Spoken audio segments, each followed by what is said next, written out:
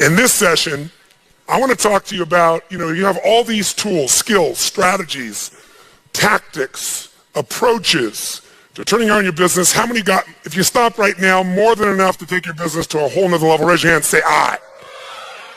So as we talked about before, knowing what to do is very different than doing what you know. And when something is new, you don't know it quite as well. So there tends to be even more hesitancy. So part of what we're doing in this compression, by you being in this environment, is putting you in a position where day and night you're thinking about this stuff, and it starts to amalgamate, it starts to connect. Because as your brain gets overloaded, the beauty of that is your conscious mind kind of disappears a little bit, and your unconscious starts to take over. And that's the part of your brain that makes your heart beat 100,000 times a day without you having to think about it. So immersion has that power. That's the beauty of what we're doing.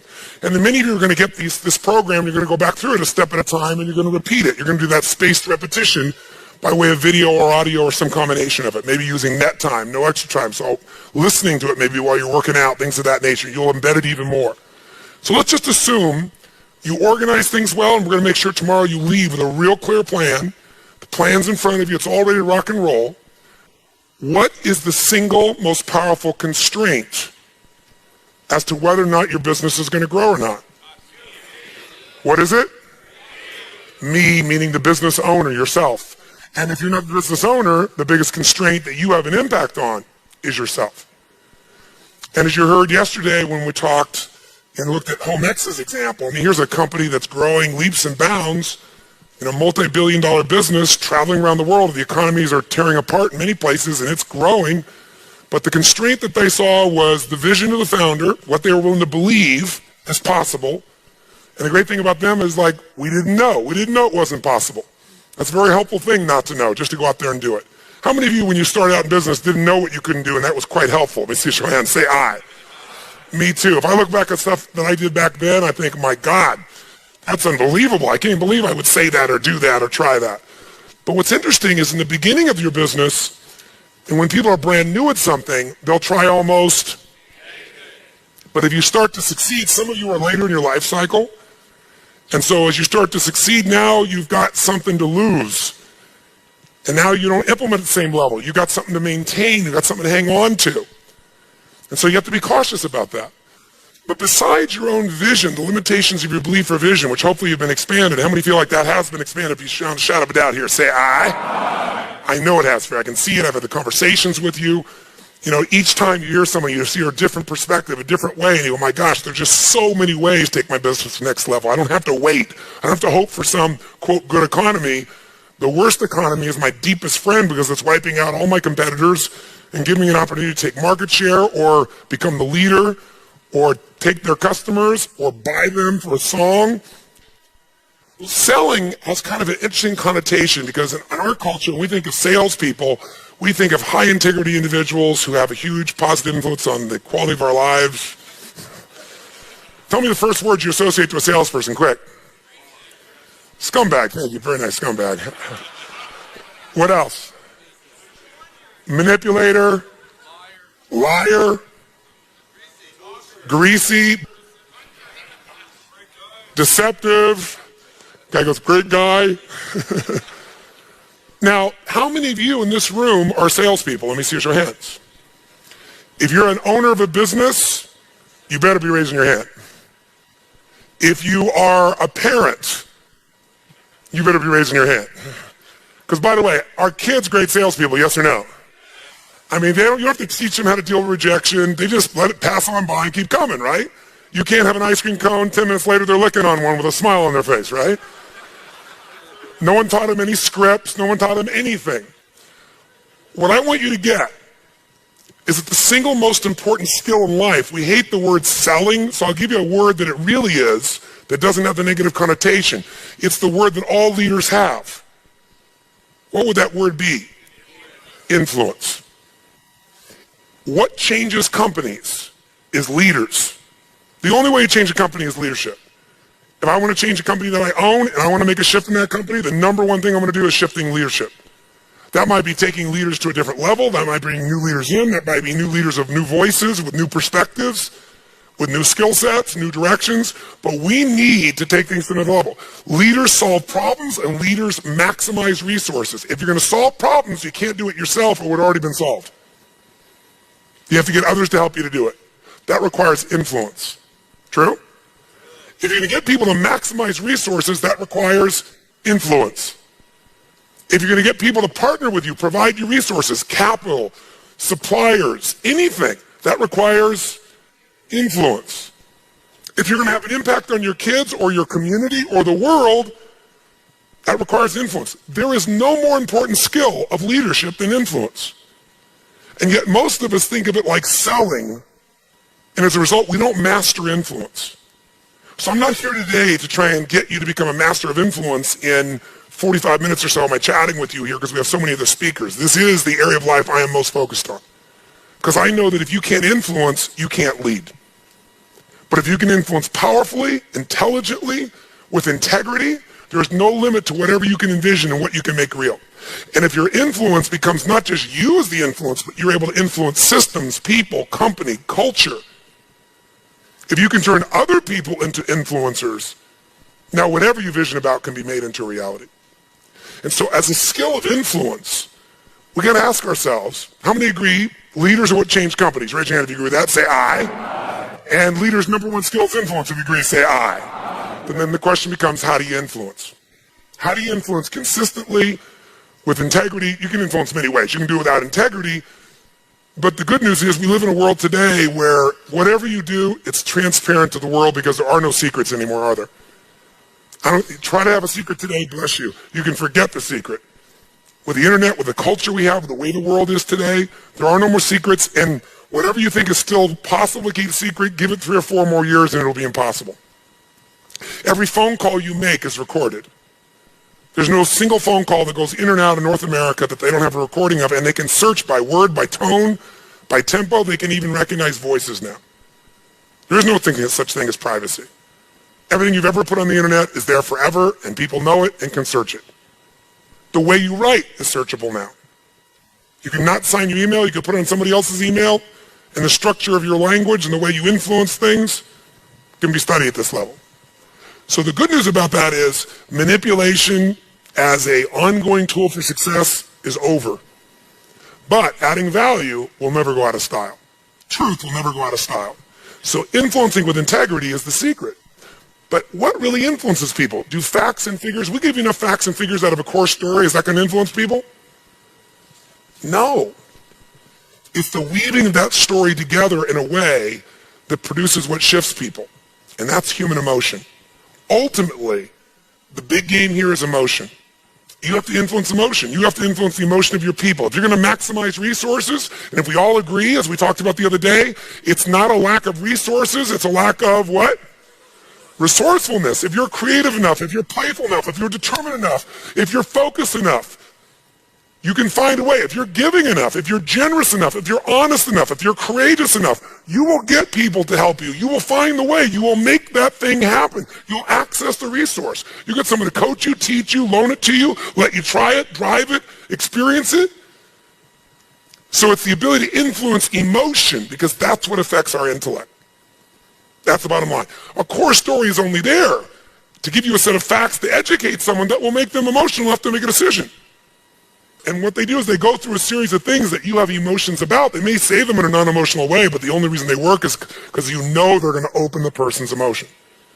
How many agree with me on this? Say aye. So as leaders, we can never forget that humans are emotional creatures, including ourselves.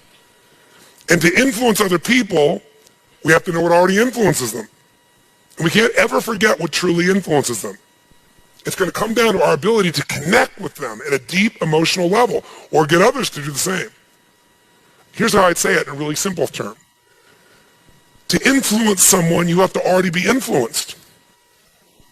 Right? To move somebody, you better be moved. To touch somebody, you can't touch somebody about your product or service or vision or idea or your company if you're not touched. To persuade others, you have to be persuaded. You can't give somebody else what you don't have. Now, you may have it intellectually, and here's the challenge. When you first meet somebody in your relationship, and you're all excited. What's the level of energy like? 0 to 10. Make the sound of that energy. You meet somebody you're totally excited by. Make the sound, everyone. 6 months, 6 years, 20 years later. It's scary, isn't it? And it's not time, because there are people I've been with them, been together 65 years, and they're still out of their mind for each other. They make the same amount of noise you did in the beginning here. What changes is, very often, when you're around something enough, I don't care what it is, there's a law called the law of familiarity. The law of familiarity says this: if you're around something enough, you take it just a little bit for granted. And it doesn't matter what it is, it's not that you don't care, it's that you get used to it.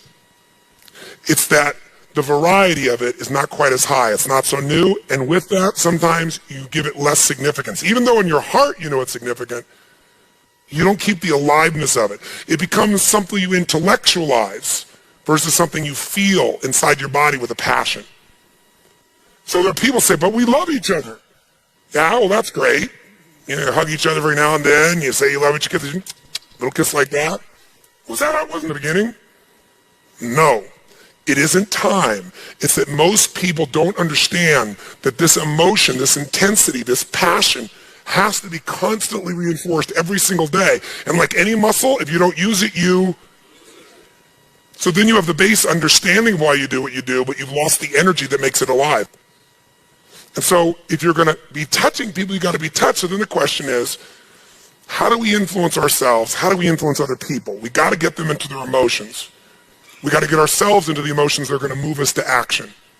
And we got to do that ongoing, because otherwise all the stuff you wrote down will die. It'll die in your book. It'll die in your head.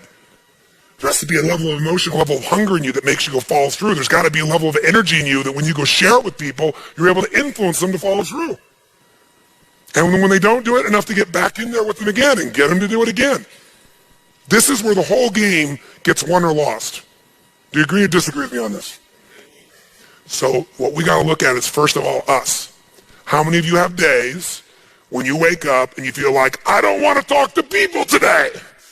How many got days like this in your life? Say I. But again, as I said the other day, if you're the leader, you don't have that choice.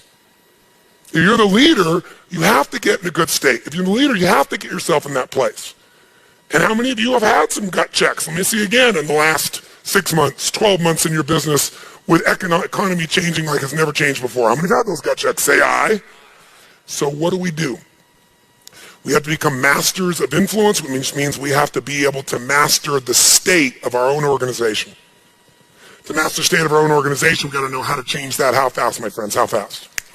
And where does it have to start? Ourselves, since we're the first constraint.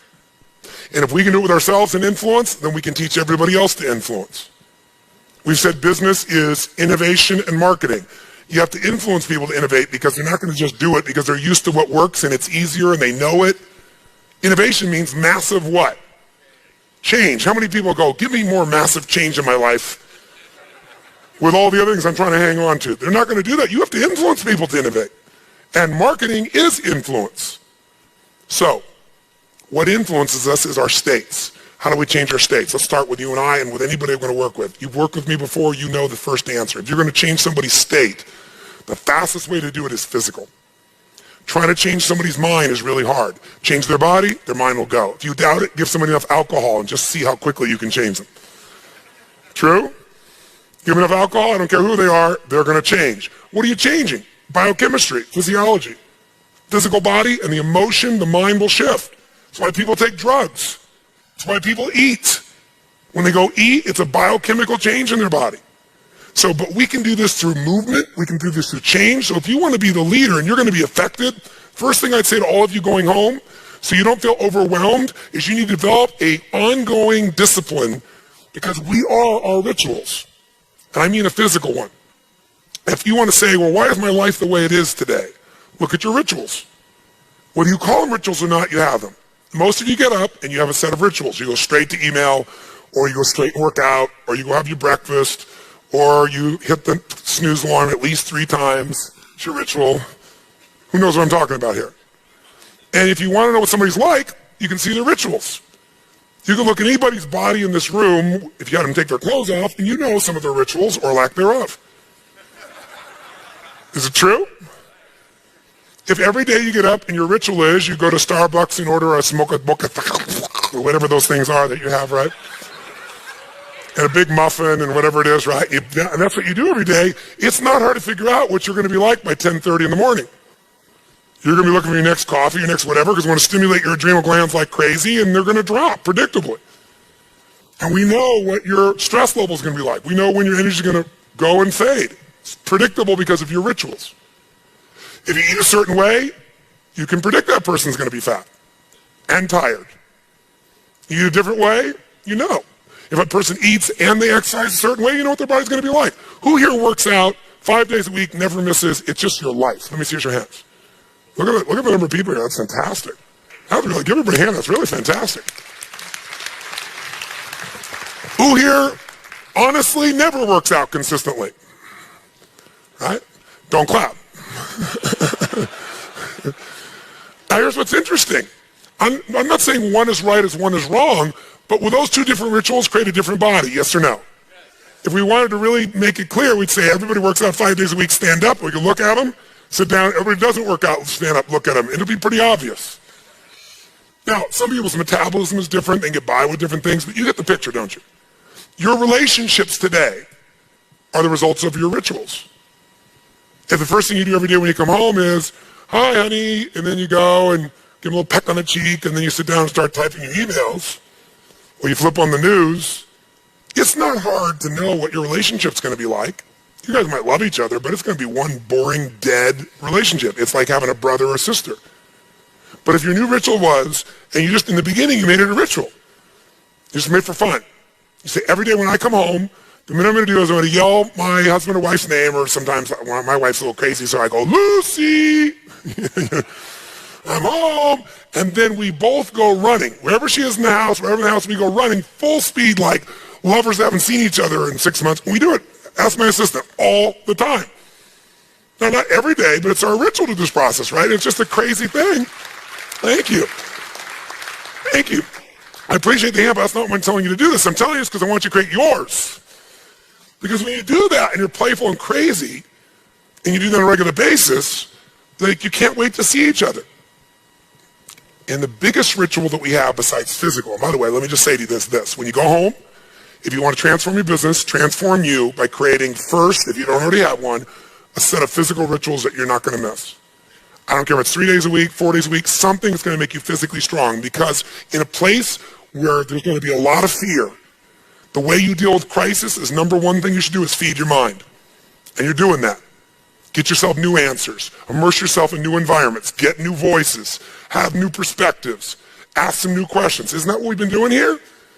Right? And we're doing it together and bringing all these people together. I basically, to create innovation in your life and marketing, I've assembled here 19 people. You assembled 5 days of your life, and we're just rocking day and night. It's the total immersion of what I taught you in innovation. It's really what it is. But it's got to continue. For it to continue, though, we've also been managing your state to a great extent. Right? Most of you don't go home in 4 or 5 days and start clapping like crazy and screaming and shaking. You don't do that usually. Right? And so some people are going to go like, wow, it doesn't feel the same as at the seminar and stuff. You know, I'm back here by myself and my people aren't doing this. But some of you will go home and initiate this. You're going to have your physiology 5, your 5 minutes of physiology shift, once an hour, once every 90 minutes, or no more than once every 2 hours. You're going to start your morning with everybody, and you're going to bring in and get some little audio clip of something from a movie or something that blasts across, the room. And have everybody stand at attention. You're going to do some crazy stuff if you're smart. Go over Zappos and see what they do. They got the most crazy stuff going on there. All the stuff that I do in seminars, they do every day at their location with their people. And people can't wait to get to work, and they're in a certain state. So if I were you, I'd feed my mind, you're doing that. I then condition my body. Because your body is going to give you the strength to follow through. And there's nobody in this room can't afford to do that. And I don't care if that's going for a walk. And as you're doing a walk, you're doing what I call my hour of power, or 15 minutes, to thrive, where you're just putting yourself in state, maybe doing incantations. You got to do something that gets the blood moving through you on a consistent basis. And once in a while, it's really pushing you beyond your comfort zone. So when you get beyond your comfort zone in your mental side, there's already a reservoir there. Who knows what I'm talking about here? Say I. So, feed your mind. Feed your mind with the information. Feed your mind with examples and the stories. Part of why it's here is good for you to see all these people that are succeeding in this tough environment. How many found that to be valuable? Just as a balanced perspective, say aye. Go read some autobiographies, but feed your mind every day, condition your body every day. And then the third thing is become a master of influence by asking the right questions. And that's what I want to talk to you about. Questions are the answer. You want new answers for your life? You need new questions. You're not getting through to somebody. The answer of getting through to them is not to talk more, it's to ask them more. It's to get underneath. It's to discover. Remember I said the other day, to influence another human being, you have to know what already what? Influences them. You can't do that by talking to them. If I tell you something, you can doubt it. But if you tell me, by me asking you a question, you tell me how it is, it's true. That's the basis of influence for those who are more sophisticated. Now, there are lots of ways to influence. You can tell stories and metaphors. You can influence by example. You can influence by rewards or by pain. But the fastest way to influence is to get inside of somebody by questions. Questions are the answer. If you want to give somebody a gift, ask them the right question. Because all we experience in life, if I say to you,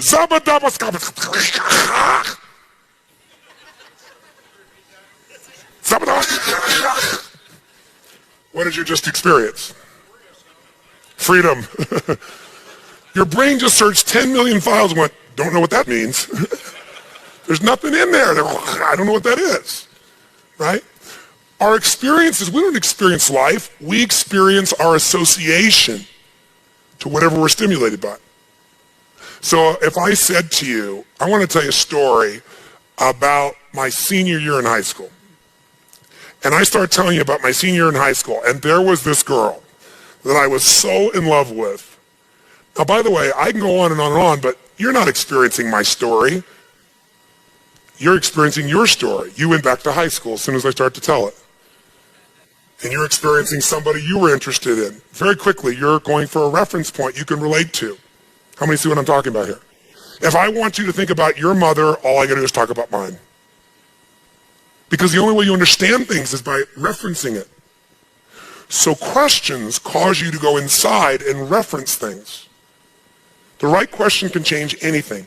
Who's been with me at Date with Destiny, where I take, okay, so people have been Date with Destiny know I do a program only twice a year. It's my favorite program because, frankly, I've already laid enough foundational things that now I can just do my art. And my art is I give people these things to do, they stand up, and it doesn't matter what's going to happen. Somebody may stand up and, they're frustrated because they've achieved everything they ever wanted and they made $100 million and they can't figure out why they're depressed. A real example of a lady I worked with just the other day.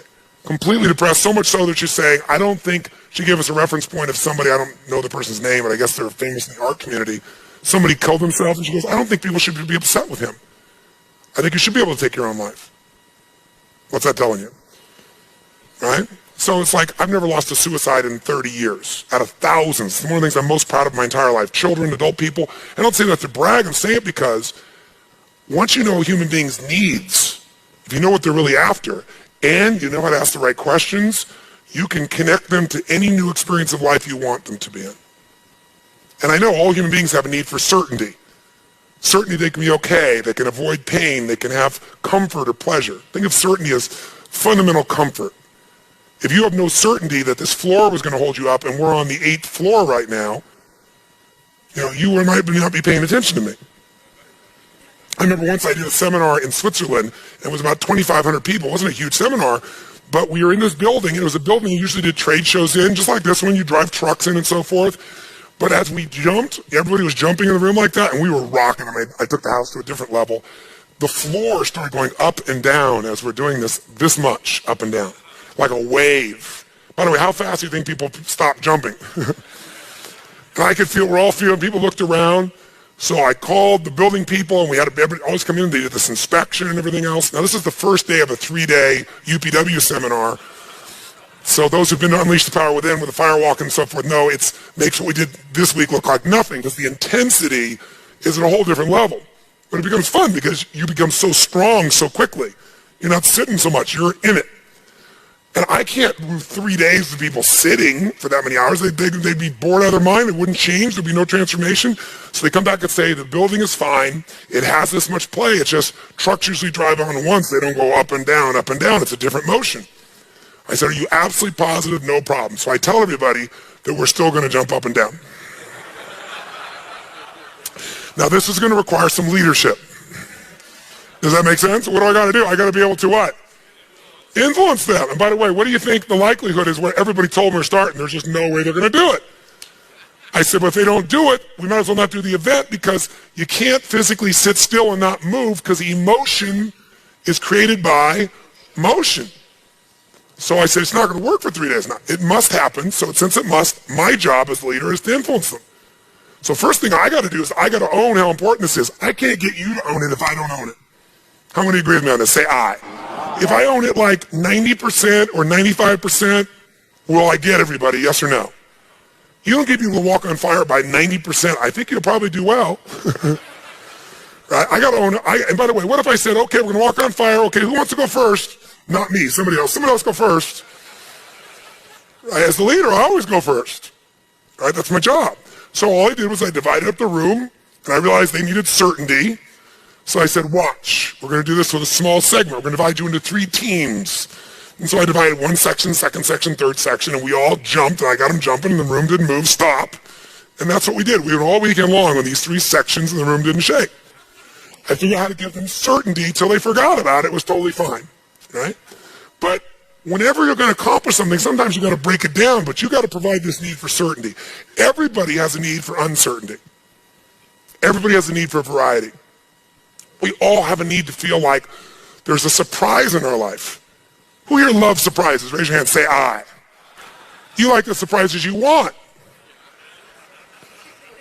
The surprises you don't want, you call problems. Isn't it true? But you need those too to feel alive. See, you like surprises that you're certain, you're not sure they're going to happen, but if they do, you're certain it'll feel good. Isn't it true? So people have a need for certainty. They need uncertainty. They need variety. They need stimulation. People have a need to feel significant, to feel unique, to feel special, to feel important. If you help people meet that need, trust me, the world is yours.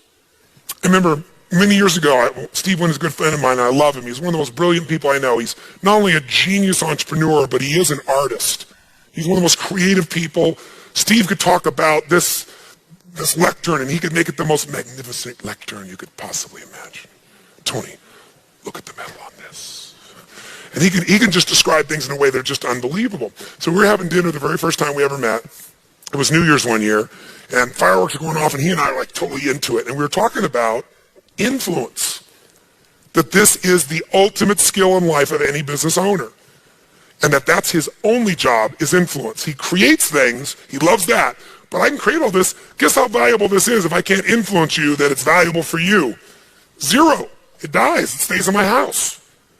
So we're describing this, and I was describing these 6 human needs, certainty and uncertainty. And when I got to significance, he lit up like a Christmas tree. He goes, Tony, if you want to make billions, if you want to make billions of dollars, that's the one to give people. If you get them to link buying your product makes them more significant, they'll spend any amount of money they want. He said, think about it. People get these little handbags. We buy these handbags. And he said, they cost nothing to make. They pay thousands of dollars because it's got somebody's initials on it. It's not even made better. I can show you one that's made better that costs 1/100th of the price, 1/10 of the price. When he built the Win and then the Encore, $2.7 billion for a hotel. But guess what? When everybody else is freaking out, you go over to the Win right now, it's full. Because the people that want to be known as the best have got to go to the best place. That's the need structure you want to meet. 4th need, connection and love. Everybody needs connection. Everybody needs love. In fact, all we want that significance for is if we think if we're significant enough, people will love us. If I'm worth it, if I'm enough, if I'm beautiful enough, strong enough, smart enough, rich enough, intelligent enough, playful enough, funny enough, something enough, then I'll be loved. So if you're going to influence somebody, you got to know what's influencing in them is the need for certainty. And when you talk about change, you just mess with that. True? There's a need for uncertainty, but you got to show them how it's positive uncertainty, a variety. They need to feel significant, and gosh, what if you bring this new thing in to change and it doesn't work out as well for me? I feel stupid. I look like I failed. I feel insignificant.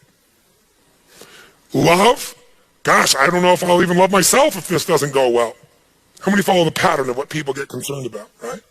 So these first four needs, everybody finds a way to meet, even if they have to blame somebody else or work really hard or make up a story in their head. Everybody finds a way to be certain. Everybody finds a way to have varieties. Everybody has a way to be significant. Everybody has a way to feel at least connected, if not loved.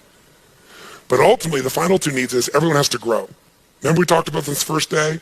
Progress equals happiness. If you grow, you feel alive. If you don't grow, you feel like you're dying. And so to influence people, people have this need for growth. And if they feel like they're growing with you, remember I said you can use fear to motivate them? That'll work for a while.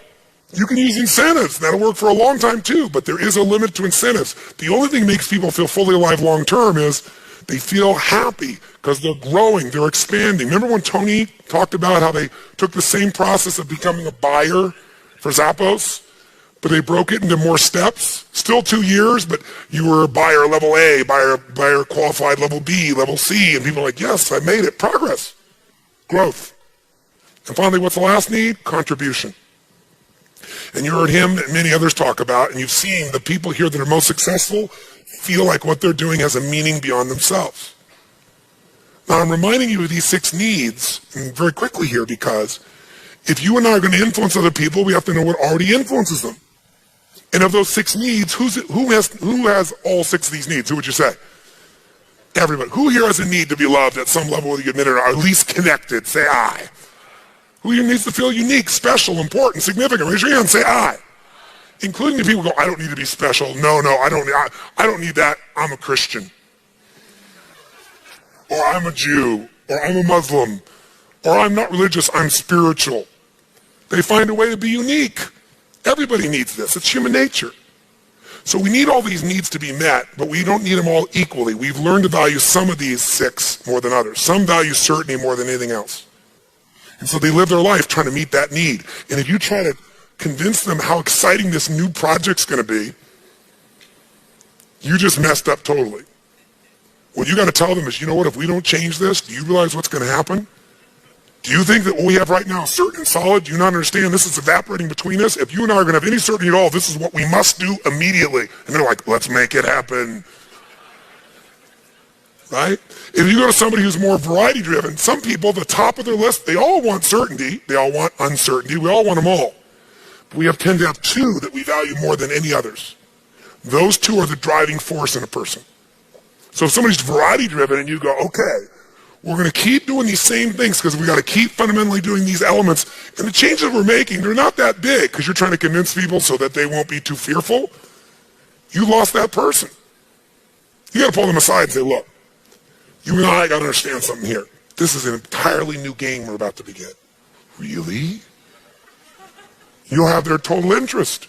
You know, John here's doing a great job keeping the foundation going, but I need you to help me partner because we're going to enter something that's never been done before. If somebody's significance driven, which all of us have a need for significance, but if it's at the top of the list, you got to let them know what's going to come of this that's going to make the game of this business so different than anybody else, how we're going to be better than anybody else, how we're going to take market share, how we're going to be number 1. You're going to have their full attention. If it's somebody that's connection and love driven at the top, how are you going to approach them? Come on, how are you going to approach them? What are you going to say? Listen, we as a family got to do this. Let me tell you what we're going to do. We're going to be stronger. We're going to love the hell out of our customers. We're going to take care of them better than we ever have.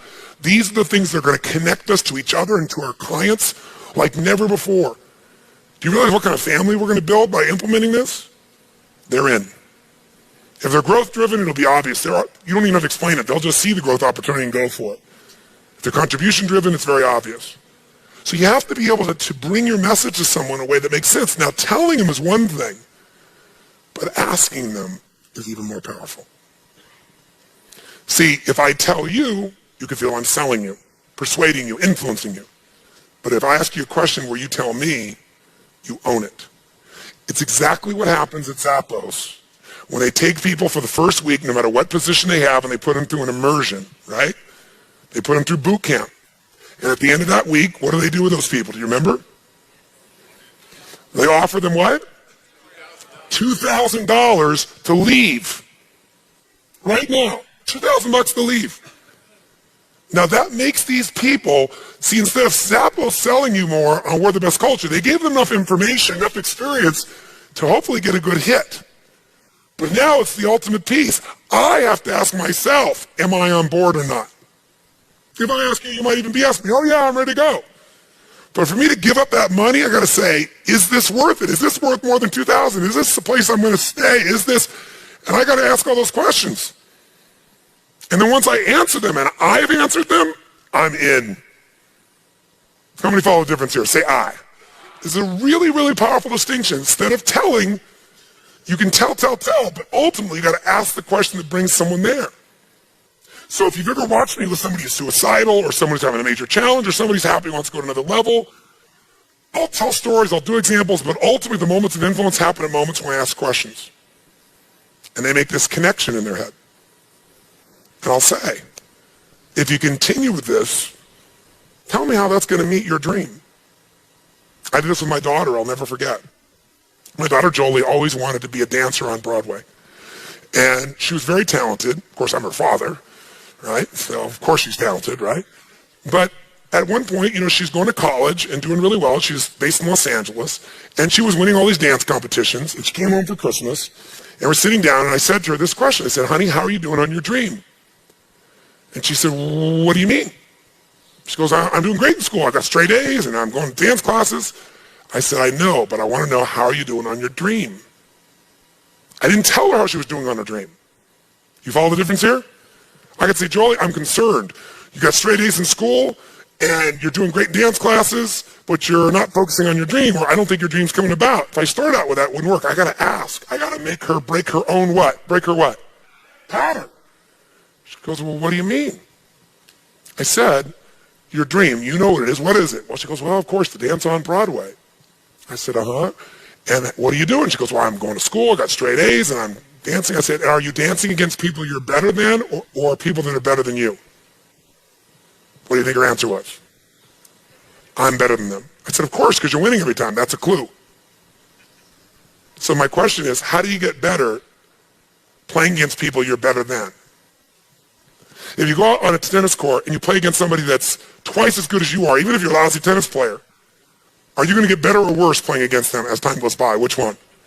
You have to, just to stay on the court. If you sit across from somebody whose skill set is lower than yours, even though you want to practice as hard as you can, what's going to happen to your game eventually? It's going to go down. And you can just watch her process this. Now, if I said to her, you need to leave California, move to New York, and compete with other people, that probably wouldn't work too well. But I started out with, how you doing on your dream? And then I got her to say, what is your dream really? And I knew what the answer was. By the way, the best way to influence people, if you're trying to serve them, is you better know what you want to take them towards. As a leader, I got to know where I'm going to take you.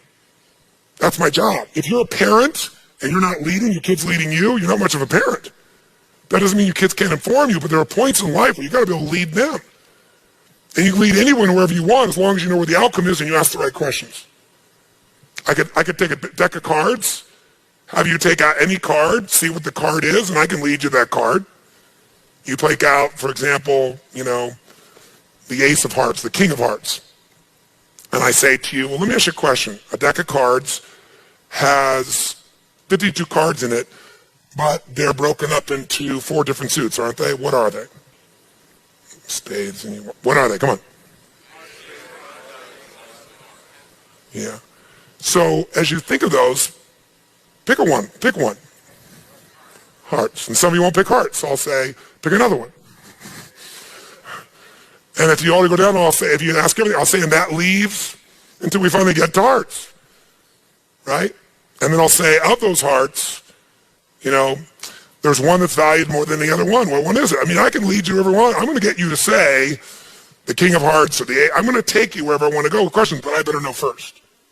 So I say to her, by competing with these people who you're better than, because you told me you're better than them, so I'm not saying it, she's saying it, are you going to get better? What happens in these moments? She's making new connections in her head, new nuances, new beliefs. And she says, well, no, I'm not. I said, let me ask you another question. What's the life cycle on a dancer? I mean, can you be a dancer when you're 40, start when you're 40, 35, make it on Broadway? She goes, no. I said, how old are you? She goes, what do you mean? You know who I am. But I said, oh, just how old are you now? She said, well, I'm 21. I said, when would now be a good time for you to start? Now? Oh, yeah, it's a good idea. She said, what do you mean? And I said, honey, everything I've done in my life has been based on modeling, but also there's something in me that most people don't realize has really made me successful, and that's a sense of urgency. I do not settle. I do not wait. You wait and it's over. If you allow something to distract you, at the moment you're about to get the most important information you need in your life.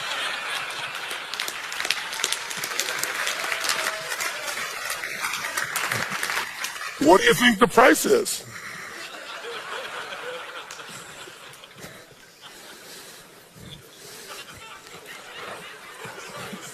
And I said, no, it's called utilization. By the way, I will tell you this aside. One of the greatest skills in your life as an influencer is I call utilization, which is whatever happens, use it. That's the greatest gift you can give yourself in business and life. Whatever happens, use it. If you're aware that whatever happens is always an asset to your outcome, if you have the belief it's always an asset, I just need to know how to use it, then everything in life plays to you. It might be another metaphor, what Tony from Zappos talked about when he had those people take the test, say, am I lucky, extremely lucky to unlucky? Remember that? And ironically, the people that think they're extremely lucky have a different life. They have a different life because they utilize everything. They see everything as to their advantage. Anyway, with my daughter, basically what I said to her was, honey, I want you to get, you think I'm a genius. And I said, and I am. But I said, my deepest genius is urgency. I am one hungry mofo. I will not let an opportunity pass me by. I will not see something that's possible and go, well, I'll try that later. I grab it. I grab it right then by the hair. I crush it. I go after it. It isn't just talent. You know, how many talented people do you know who have unbelievable talent, but they never lived their dream? How many people you know that are brilliant and are depressed? How many people you know that have up-to degrees in education but can't fight their way out of a paper bag? By the way, you're all answering those questions. You don't have to answer them out loud. I usually, in an audience, invite them to answer them out loud because it creates momentum and energy and keeps your energy high. But I don't have to use that style. I could use anybody's style as long as I ask the questions. The answers are going to show up, aren't they? And even if you say no, that's still an answer, isn't it? So I said to her, honey, I said, is this making sense? She goes, yeah. What are you proposing? And now she's open. How many follow? Right? Because she now believes I've got to do something. If I stay on this path, it's not going to happen. There's not enough time. I'm 21 years old. I said, well, honey, how have I ever succeeded? What have you seen me do? What is the secret to me compressing decades in a day? She goes, modeling. I said, that's right. I find the best in the best. I won't settle until I find the very best. Not somebody good, somebody who's the very best. And I go, figure out everything they do so I can compress decades into days. You need to go model or work with the best person in your industry in the world who happens to be in New York. And you need to train with them. And it's not enough to model somebody. You got to take massive what, my friends? Massive what? You can come here and model all the people here, but if you don't do anything with it, it's over. It's not going to happen. So I said, you got to take massive action. She says, well, what are you proposing? I say, leave school, move to New York, go into training. I will pay for the training as long as you have a full-time job paying for your housing. Because I want you to be a working actress, and as long as you're going on auditions. You can't just go train and work. You have to find a way for auditions too. You do that, I'll pay for you to be able to go there. I'll pay for your training. You pay for your housing.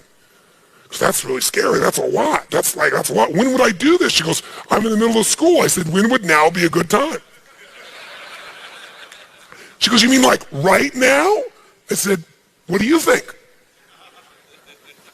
She says, in the middle of the school year? I said, yes. She said, but you're the one who told me to go to college. I said, I was wrong.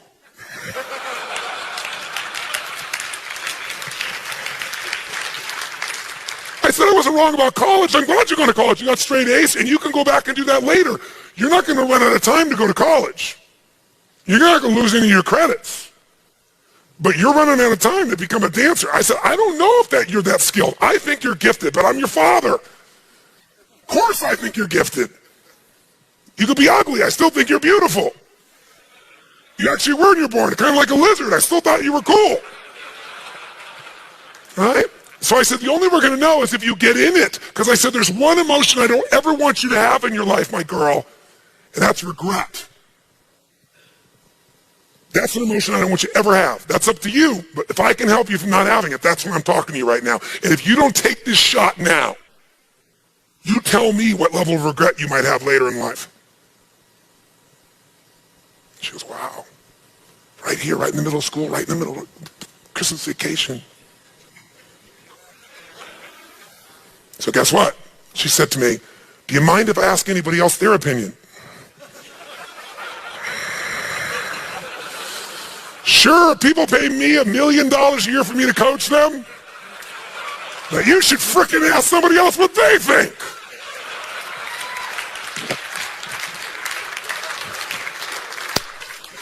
Not a problem. Who are you thinking of? And she said, no, Dad. She goes, of course I respect your opinion, but you've always taught me to go to the area where there's the greatest expert. And she said, the greatest experts are people in the business. I said, you're right. Who are you thinking of? And she said, well, I was thinking of so-and-so, this gentleman who's at CAA, who was a good friend of mine, and she knew him. He's one of the top guys at CAA. And I said, he's actually a brilliant idea. I said, that's smart of you to do that. Check it out. She goes, okay, I will. I said, when? She said, now would be a good time? Now would be a good time. So she literally went in the other room, and as she goes to the other room, he's one of my friends. I called him right then and there while he's doing a true story. I said, look, I just talked to Jolie. I only have 30 seconds. I talked to Jolie. Here's the deal. You know this. She's here, straight A's, da-da-da. I said, I told her to go to New York because that's where dancing is, and she needs to be in proximity, doesn't she? Proximity is power. He goes, Tony, you're absolutely right. I said, if it's not right, tell her it's not right. Is it right? It's right. Tell her that. Bye.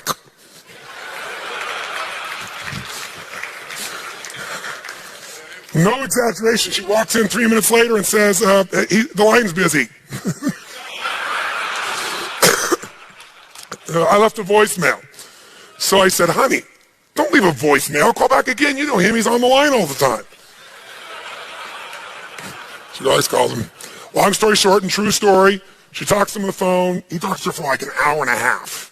She comes back a couple hours later. God, Dad, I had the greatest conversation. It was the right thing to do. And he says it's absolutely right. And we talked about why and how and all those things. And so I said, okay, great. I said, you can't be a prophet in your own land, I guess, around here. But I looked at her and said, Father knows best.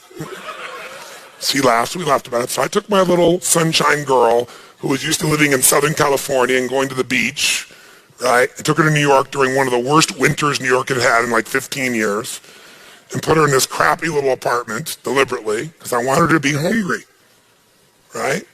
And sure enough, she went and she trained with some unbelievable people, and she kept going on these things. And less than 6 months later, she called me up at one time and she said, Dad, she goes, I have a little surprise for you. When you come to New York? And I told her, and she said, okay, well, I want to pick you up from the airport. Sure enough, I get to the airport. She's not there, but there's a car there for me. A little note. I said, Dad, I just have a little surprise. And so I'm okay. So I get in the car, and I'm excited to see my daughter. And the car drives by her apartment, and we go down to downtown Broadway. They pull up in front of a place, and there's a play called Tommy, if you remember that classic play, right? And on the headlines, I see my daughter's name. Within 6 months, she was on Broadway. The whole thing happened just from that process, ladies and gentlemen. It was really great.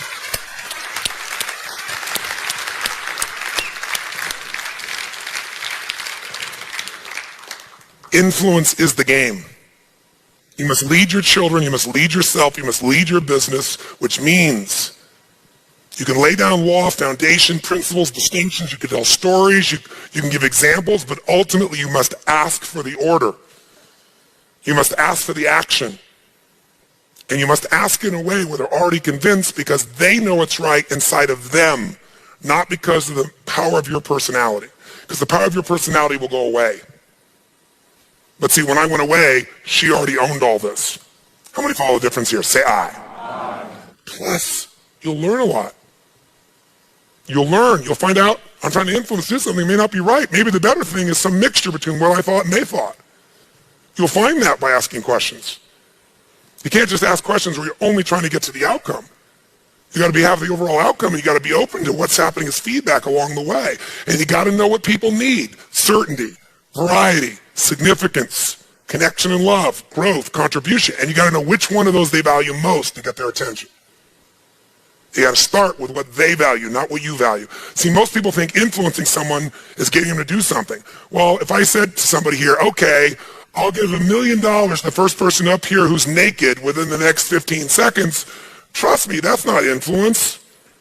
Any idiot could pull that off. That's a bribe. And that's what some of you do with the people you manage. You try to bribe them, and you go, look how well they're doing for a while until that gets old. Till being naked gets old or $1 million gets old. $1 million gets old. Who knows what I'm talking about here? Yeah, some people say, no, $1 million isn't squat. Whatever you're around, you get familiar with, it loses its intangible quality. So you got to be constantly thinking this game about how to meet these people's needs. You got to use questions to do it. Who else do you got to ask quality questions of, my friends? Who? Ourselves. If you want to get yourself in state every day, what are you going to do? Feed your mind? What are you going to do? Condition your body? What are you going to do? Ask better. Not, how am I going to survive this economic downturn? That kind of question, you're going to feel like hell and you're going to do like hell. Because that's going to put you in a state where you're not going to come up with any answers. So what are some of those questions? Well, in my own life, I learned to ask questions that were very helpful to me. I learned just to go, instead of saying, I'll give you an example. I remember I was on the road. I'd done 120 days in a row on the road. 100 of those days I'd been on a stage. My voice was gone. My body was gone. Because most of the things I do are not like this, where it's you guys are sitting in chairs and it's casual and talking for a few hours. Here's a 50-hour day, weekends. Bam, bam, bam, bam, bam. And then the full time in between, and then flying 12 hours. Crazy. And I got home, and I was burnt out. I was physically burnt out. And I got home, and the first day I was home, I had 100 and something phone calls. Now, this is obviously the days before email, because I thought 100 phone calls was really just horrific. Right? I was like, 100 phone calls, and these were the questions I asked myself. I was like, what the hell is the matter with my life? How did I end up in this pit? By the way, I was living in a 10,000 square foot castle overlooking the ocean in Del Mar, California, when I was saying this to myself. But can you hypnotize yourself with questions, yes or no? Questions have presuppositions, like the man who came the other day and said, well, how can I do this when it's impossible? That's basically what he said to me. He said, how can I double my business when, no one is buying anything anymore? Well, if you ask a question built with a negative presupposition, you're in pain. You asked a better question. So I said to him, is there any other person you could sell to? Is there any other service you could create? Is there any other market that exists in the world? You get new answers when you ask new, but we ask the same questions over and over again. So I'm going, why did this happen to me? And why do I have to respond to all these people? But then what I did is I realized to change my state. I went and drank some water. I was dehydrated. Shook my body out. So what I'm going to do first? I'm going to just go for a little run. Went for the run, got my body changed, and the state changed. New focus came with new questions. I started thinking, you know what? I would have died to have some of these people call me 4 or 5 years ago. One was the President of the United States on that list. Another was a guy who's now one of my dearest friends that I remember I used to be a fan of this man. He's just a genius of a man. And now he's one of my best friends. And so I asked myself, how did I get so lucky to get these people in my life? How did I get so lucky to have 100 people want to talk to me in a day? There was a time I can remember in a 400 square foot bachelor apartment in Venice, California, when I heard the song, I Am, I Said, and no one heard, not even the chair. And I sat there with tears thinking my life had no meaning and I mattered to nothing and no one. Sometimes it's good to ask a question that reminds you that whatever you think is stressful today was something you would have dreamed about at one time in your life. To have a foreground, you need a background. Sometimes it's useful to remember your background. So I asked myself, okay, why do I want to call these people back? Is there a presupposition there, yes or no? What would be great about calling these people back? Well, I said, actually, I want to catch up with Peter. And pretty soon, instead of having to do it, does the state you do something in affect the people you deal with, yes or no? And your state is affected by what you focus on. And what you focus on is controlled by questions. So then I thought, a better question. I said, how can I make all 100 of these phone calls and enjoy the process? Because for me, it meant sitting down, being all crunched up, going in there, talking, not breathing, not eating, not anything, 100 calls, right? And I looked out the window as I saw that outside. It was a sunny, beautiful day, and there was sitting my swimming pool and jacuzzi overlooking the ocean. And I said, I'm calling everybody from the jacuzzi. Because I asked a better question. How could I make these calls and totally enjoy the process? I didn't get the answer. So if you keep asking, that's the secret. Ask and you shall. But you got to ask consistently, and you got to ask from a state of certainty. Not like, well, what do I do? That's not going to do. I said, how can I make this call and totally enjoy it? I went, I'm going to call for the freaking jacuzzi overlooking the ocean. If I wasn't making the calls, that's where I'd be. So why wait? So I took my little list down and got not my cell phone, but my little extender phone out, right?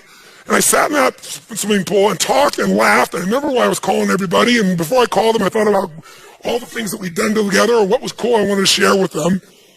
And I made all the calls. I didn't reach everybody, nobody was reachable, but I made all the calls I could possibly make. And I was in that jacuzzi for about 3 hours, and they came out like I looked like I was 4,000 years old. But I was so relaxed, and I had the best time, and all the calls got made just because I asked a better what? If you want to influence somebody, ask a better question. That's the whole game. If you have a problem, people tell me all the time, I have a problem with that. And I say, what's your question? Because all you're saying when you have a problem is there's a question that you have that's not been answered. Problems are really questions that have not been answered. But when you state them not as a question, you forget that you're after an answer. So, tell me your problem in your business, sir. Funding. What's your question? What's your question? Because by the way, when you go, my problem is funding, guess what you got? Now you have a problem. It's yours. You get to hang on to it. You get to label it my effing problem. You get to show people your problem. You get to talk about your problem, but nothing changes. Nothing changes until you get an answer to what really is going on. What really is, it's a problem because you haven't formed it as a question. If you got the question and you keep asking it, and you ask it with enough certainty, playfulness, creativity, you ask it of the right people, you ask it of enough people, ask and you shall what? Seek and you shall. Now you don't have to be religious. Those are useful terms to remember because it's true. But the problem is still your problem because you haven't formed it as a quality question. You know, say, I got a question. How come I can never get funding? Yeah, that's like somebody says, how come, I can never lose weight? And your brain goes, because you're a pig, right? If you ask a lousy question, you get a lousy. It's true of your customers, true of yourself, true of your clients, true of the people that work with you. So what's your question, sir? My question is, how can I go out and talk to some people and let them understand what a great investment that bullet hire is? Okay, give me a hand. That's a nice question. Very nice. And stand up, sir. And now tell me the answer. In fact, tell me 3 answers because I want to show you all something. Problems get solved only when you adopt this philosophy. No more than 5% of my time on the problem. 95% of my time on the solution. In most organizations, if you took the amount of time they spent talking about the frickin' problem and what caused the problem and where the problem came from and who's responsible for the problem and how the problem emerged, is it that ratio, yes or no? No, it's not 5% of the time, is it? It's probably almost reverse. It's usually 70, 80% of the time on the problem. If you're lucky to get 20% on the solution, it's usually 5 or 10% of the time on the solution. I'm talking about core, total focus, where you've crystallized what the question is you need the answer to. And that's where you've been. You've been focused on this thing called a problem, and there is no thing called a problem once you form a question, if it's a quality question. So one thing I used to do in my seminars in the very beginning You know, in the big seminars, like here, I can mingle amongst you because I can get out and get back out again. But in my big seminars, most of you know I have security. It's not so like I want security. It's because I couldn't physically function. Because once you get to 2, 3, 4, 5,000 people, 10,000 people, there's just too many people. It's overwhelming, and people won't let me go, and I couldn't function. I couldn't move around. So what I did in the beginning days before I had security is people would run up to me here, and they all want to get their question answered. And I got a process in between because I'm running the frickin' thing. And I can't do anything. I can't go to the bathroom. I think that's why I developed bladder control. It's because the break was over and I was still standing there with 20 people, right? So I came up with a plan, and I implement this in every company in this room.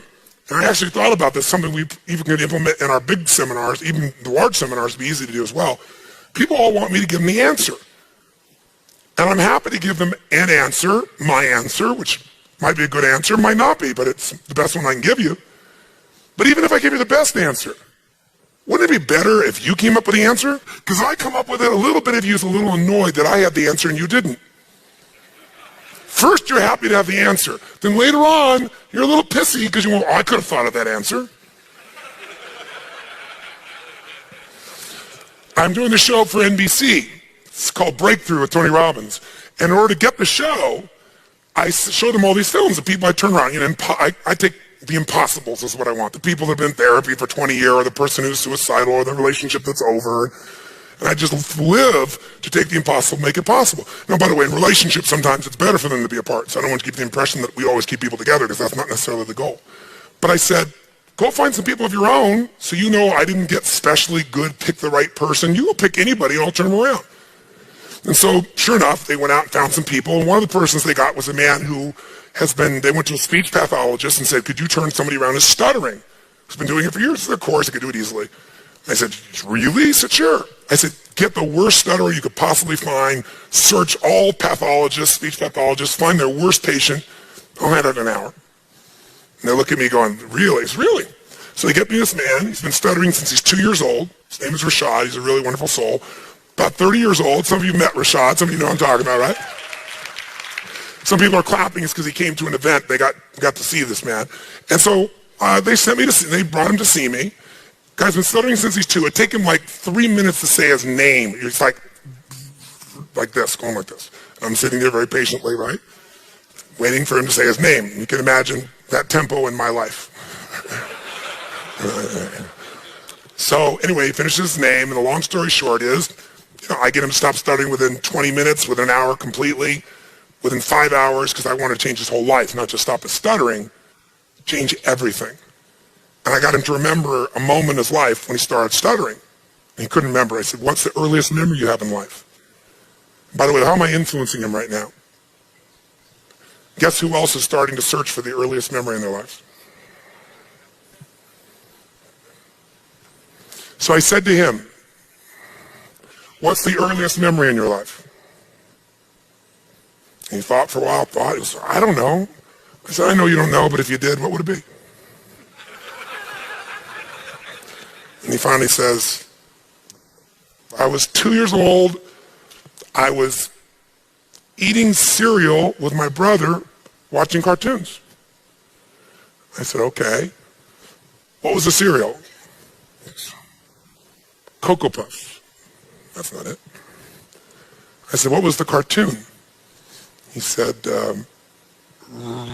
Rocky and Bullwinkle. And I said to him, didn't Bullwinkle always stutter? And his eyes got like this big. He said, yeah. I said, whenever he was in trouble, he stuttered, and then Rocky came and saved him. He watched this unbelievable transformation. I said, something happened before that day, because whenever someone has locked down that day, you have a memory before it, you've just blocked it. I eventually got him to remember the night before his father had brutally beat his mother.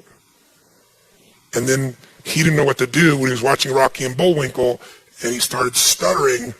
And sure enough, Rocky comes to rescue. His dad stopped beating his mother because he had to deal with his son stuttering out of control. So unconsciously, he became the problem, so the father had to focus on him instead of beating up his wife/mother. I said, that worked really well for a 2-year-old, Rashad, but not very good for a 30-year-old, Rashad. Does it? Is that what you want? All of it is setting something up and asking the question. Anyway, the transformation is incredible. The next day, the reasons people clapped in the room is, I mean, the transformation is amazing. I had him find a part of himself that was like a warrior because he was kind of a beat down guy, and he got up in front of 5,000 people and just took the place. I mean, it was like, if NBC had not found him, they thought for sure he was a plant, that I'd done this thing, because he looked like an evangelist speaker, and I didn't tell him anything except, I'm probably going to call on you tomorrow. All right, that's all I told him. He took the stage, and then I brought him a Date with Destiny, and I picked him for the most difficult process in Date with Destiny, and no one in the room who wasn't in the first seminar knew, no one could tell he ever stuttered. So the reason I tell you the story, though, is guess what happened at the end? He wrote me a letter to thank me and told me that it was the most incredible experience of his life, but it took him 3 weeks to deal with something. And what was that? And it was that I had cured his stuttering and he hadn't. That God should have got the credit, not me. And I said, well, I give God all the credit. That's why I sent back. He said, no, but I realized, my wife said, are you crazy? Are you insane? But that's how much we have a need for significance. Some people have their problem and keep their problem, even though answers are all around them, because they want to be the one to solve it. Just remember, human needs drive everything. And for him, the need to be significant was very, very high. And if he didn't do it in his belief system, then it wasn't as significant. So even though it was euphoric, he even went back and started stuttering again so he could kind of like have a problem. And so his wife pointed this out to him, and then all of a sudden it became very clear and he shifted. Now I tell you all that, though, to come back to you, which is what I want you to do in a memo. Here's your memo. And then I'll ask you. Your memo in the room, what I have people do is instead of coming to me for the answer, because if they came to me for the answer, I give them the answer, and what happens? They like it for a while, and later on, he did it. No, not everybody's that way, don't get me wrong. But I told you the story because some people are Rashad. Their whole life has changed. Everything is more than they could ever dream of, and later on, there's something inside of them pissed off about it. So if I can be part of what helps you, but you do the major work, or you make the final thing, you're going to own it more. So what I would do with people is I'd say, simple. Here's your problem. I want you to write down what the problem is and describe it in 2 sentences max. This is your memo. 2 sentences, crystal clear that anybody will understand it. If you have to write more than 2 sentences, you have to tell them a paragraph, the question doesn't work. It has to be maximum 2 sentences, ideally 1, so crystal clear anybody can understand it. That's number 1. So you write that down. You write down, define the problem with precision. Describe the problem or the request. And sometimes it's not a problem, sometimes it's a request. Can we turn the air conditioning up? Can we turn it down? Can we have lunch at whatever time? Can we do this? Can we do that? Whatever the request may be. So they write it down. Then the second thing I have them do is describe 3 solutions to their request or problems. 3, and I use keywords, 3 cost-effective, intelligent, viable solutions. Might be viable, time viable, resource viable, whatever the case may be, viability. So what are 3 intelligent, practical, viable solutions that you believe we can implement, to solve this, or to meet this need? By the way, why do I have them come up with 3? Someone tell me why. 1 choice is no choice. 2 choices is a dilemma. Until you have 3 choices, you're not at choice. That's my rule in life. You may not like all the choices. Whenever you think you have 1 choice is no choice. If you have 2, you're in a dilemma. There's always at least 3 choices. Plus, I'm making that person become a problem solver. If I solve the problem, they'll just have a new problem for me to solve. But if I can teach them to be a problem solver, the game changes. How many follow? Now, sometimes this is less efficient, but with a mass audience, it was very efficient. And then they turn that in, and then I have a choice. I can now respond back by saying, circle, I accept your request, or I think solve the problem, we'll do it with your number 1. Or I could modify it, I'm willing to do that, but I think we need to do this, and this is the way to do it. Or I could reject it and tell them why. And then we'd have this communication. It was very efficient. This is very different than, tell me what you think we should do in a suggestion box. So now, tell us your question, and then tell us at least 3 answers. Then are quality answers, viable answers. Okay, the question is, how can I influence people to put in money into my company and help me change the entire recruiting industry? Wow, give me a hand for that. That's a different question than you had before. Now, sometimes your question has too many outcomes in it simultaneously. Sometimes, I'm going to raise enough money to do this and change the whole recruiting industry. That might be over-chunked. There's two ways to chunk. You can chunk something at 8 million bites and it's overwhelming, or you can try to eat the entire whale with one bite, which is also overwhelming. Too many chunks, you're overwhelmed. Only one big chunk, you're going to be overwhelmed. But I like your question. What's the essence of your question, though? What's the burning part of your question? What's the one that's most burning? In that question, tell me one more time, what is your deepest question right now? My deepest question is, how do I get the funding I need to put in place to hire the right people, to implement the right marketing and sales activities, to continue to have the resources to do what my company does, that I can bring this to the rest of the world. So you see, it's getting better, but he's still making it over chunk. How much money do you need to do that? About 1.5 M. And do you have a clear, specific plan? Yes, I do. And does it have a track record that you can manage? Yes, I do. And do you have management that people who are investors would say their participation would significantly reduce my risk? Yes. Then what's your answer? Give me three. Give me three clear answers that are viable, intelligent, practical, and you could act on immediately. Go on Twitter. Ask who wants to change the whole recruiting industry and make it simple and easy for any hiring manager, for any job seeker to apply for positions. And by the way, you can make $1 million in 3 to 4 years.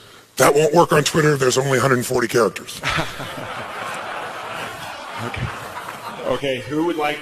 The answer is go to Twitter and ask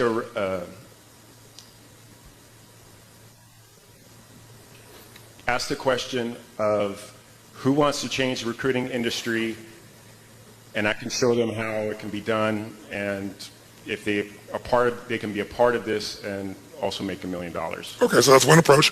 Go to a medium online, Twitter might be one example, where I could get people's eyeballs and make a request where it's very compelling both in the sense of transformation and economic return. How many follow? Okay, give me another answer. Go out to my personal network and just start talking to people and showing them what my system does and what the growth potential and our management team, and then ask them to be a part of it. Great. What's the third answer? Continue to talk to venture capitalists and continue to tell the story to them about how we're progressing. Great. And I bet you could come up with 3 more right now if I asked you to, couldn't you? Most likely. Yes. So what do you feel right now differently than a few moments ago, if anything? I know I can make this happen. That's right. Give him a hand, first of all, for that right now. That's the process. Why? Why? Why do you know? Because I've been in this industry for so long. I know where all the holes are. I know how companies waste a bazillion amount of millions of dollars a year. I know how inefficient the recruiting process is. I know how laborious it is. And our system takes about 80% of that and completely wipes it away. Great. Now I want you to notice something. Clarity is power.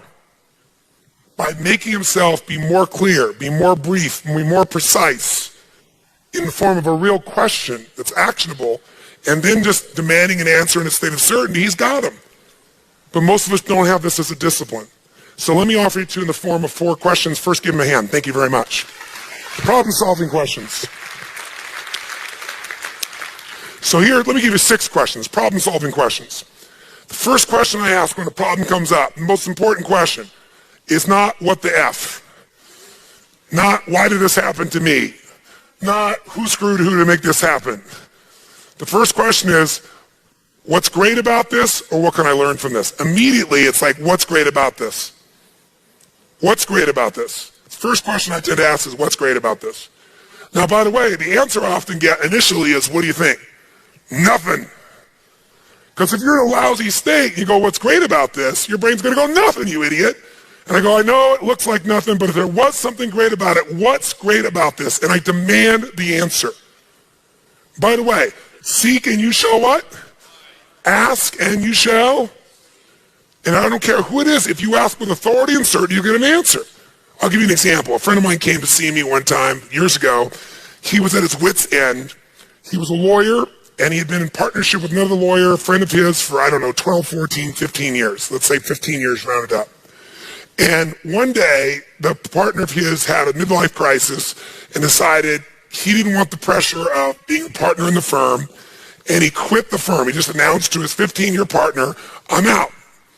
I'm moving out. I'm moving away. I'm getting a divorce. I don't want to be a lawyer anymore. I'm out. I'm leaving the firm.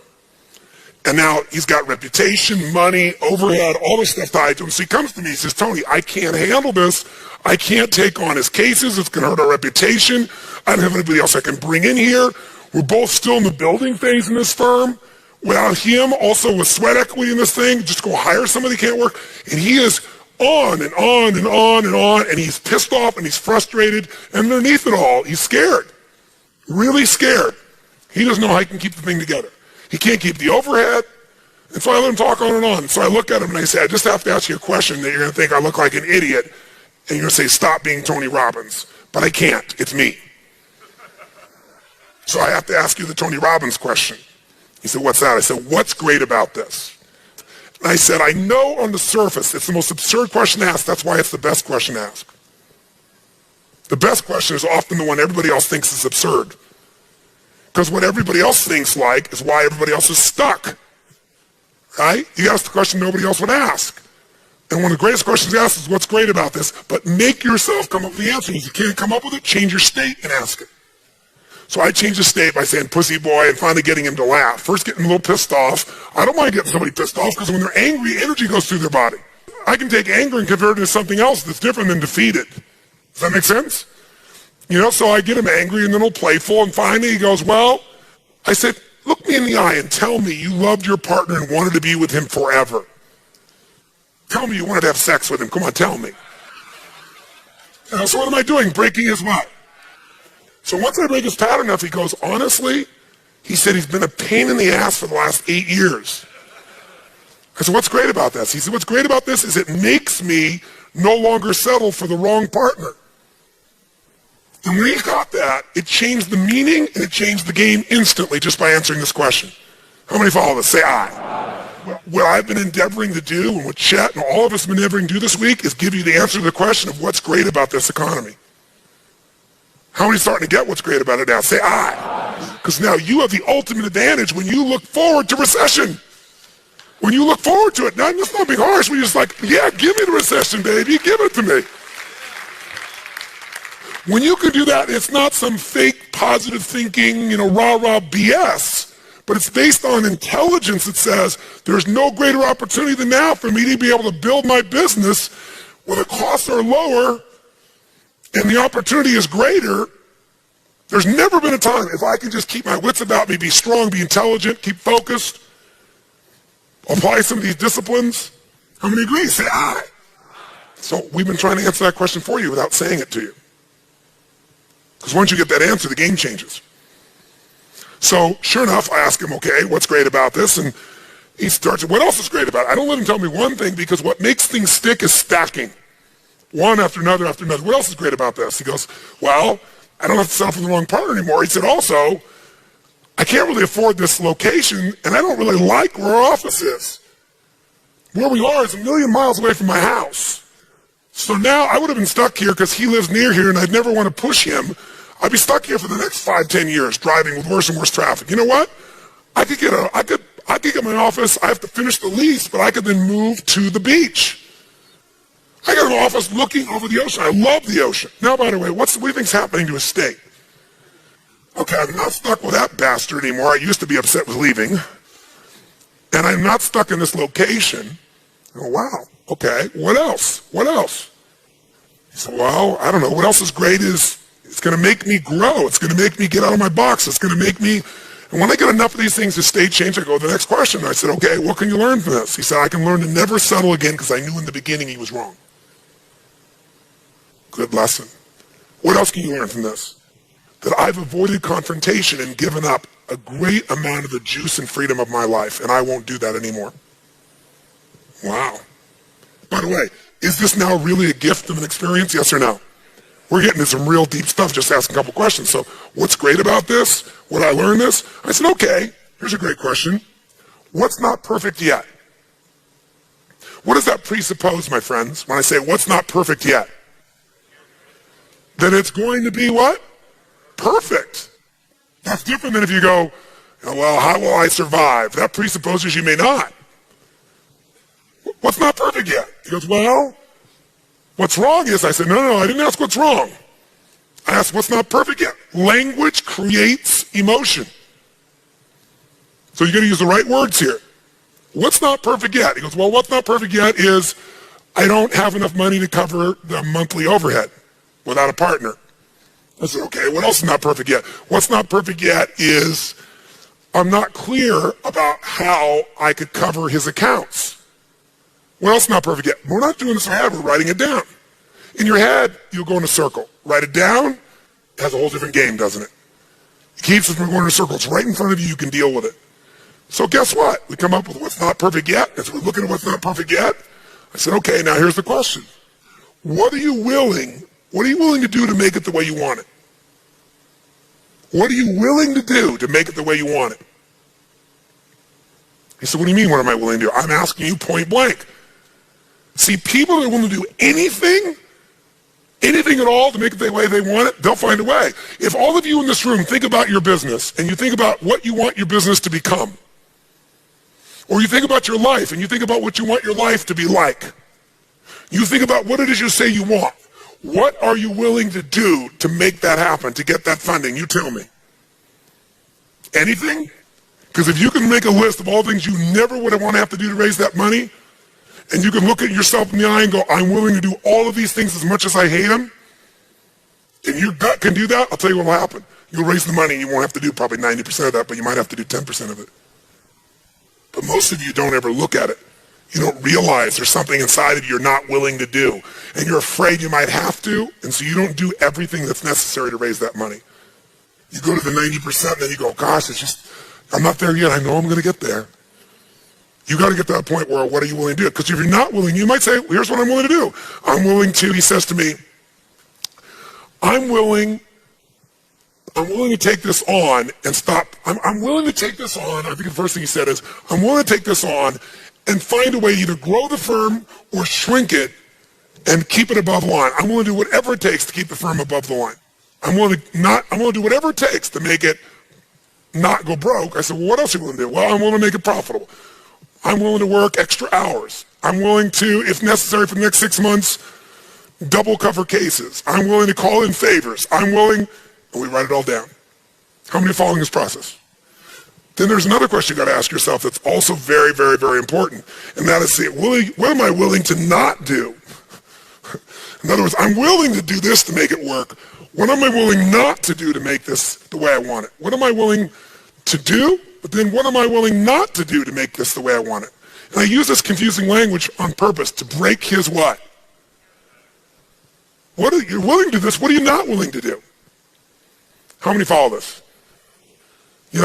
I'm not willing to whine. I'm not willing to become a defeated man over this. Right? I'm not willing to be in a position where I live in fear and stress every day. I don't have to. I can just decide how I want to make it work, and I'm going to make it that way. I'm not willing to make him my excuse for being frustrated every day. That starts to solve the real problem, doesn't it? And then finally, how can I enjoy the process? How can I solve this? How can I create this, but also enjoy it? That was like me going outside in the jacuzzi. How can I enjoy the process? And he said, I could make my son my partner. I said, what? He said, my son is graduating from school, and honestly, there was no space for him here. We couldn't afford to bring him on. But I'm thinking, that's so stupid. I could mentor him. We could be sharing together. He could be in the firm here. If this place was at the beach, he'd want to be there for sure. So would I. And he came up with this whole vision. And in 5 or 6 questions, he went from depressed, overwhelmed, no future, to the life of his dreams is now being created because of this gift that just happened in his life. That's the power of questions. We were at lunch for an hour. But, the minute he got that this was great, what was great about this, the job was 80% done. How many follow us? The minute you go from problem to question, you start to find the solution. Because answers only come from new questions. Now, I did change his what? Well, I asked the question, change his what? And that's what you got to do as well. That's why I said you got to know what does it that influences people. It's the state they're in, and it's their blueprint. The state is the mental, emotional state they're in, which you can change by changing their physiology or their focus. The blueprint is that they're trying to meet these needs. And they have a map. His map was, I'm supposed to have a partner, we're supposed to do this, I'm supposed to do that, and then that gets me where I want to be. My new truth was, he wants love, he wants significance, he wants certainty, he wants variety, he wants growth, and he wants contribution. I'm going to get him to see that this meets all those needs. But if I tell him that, he'll doubt it. But if I ask him these questions, he'll find it, he'll tell me, and it'll be true.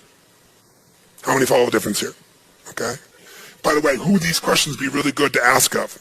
And by the way, can you feel the room right now? What are you feeling right now? How many of you are like in your head really thinking right now, but let me see your head really, you feel the energy room is very different. Like people inside going like, what is this thing, you know? Could it really be that easy? 6 freaking questions? But I'll tell you a secret. You must ask these from a great state, and you must make yourself come up with many answers, and you must write them down. A, you must ask them from a great state. So if you're not in a great state, change it. How do you do that? Radical change in your body or your focus or both. 2, you got to ask them from a place of certainty. 3, give multiple answers. Lots of reasons why this is great. Lots of what you've learned from this. Lots of what you're willing to do. Lots of what you're not willing to do anymore in order to have this work. Right? All those pieces. Lots of what you're willing to do to not only get the job done, but enjoy the process. Because if you stack it, you'll own it. Does that make sense? So you can do this with yourself. You can do this with anyone else. This is an ultimate discipline. What will get you in a good state in the morning is if you ask a few good questions. So let me try this for you. Talk to you about what do leaders do? They change organizations by solving problems and maximizing resources. How do they do that? Influence. How do they influence? First, you got to influence whom? Before you influence anybody else. To touch someone else, you must be touched. To move somebody else, you must be moved.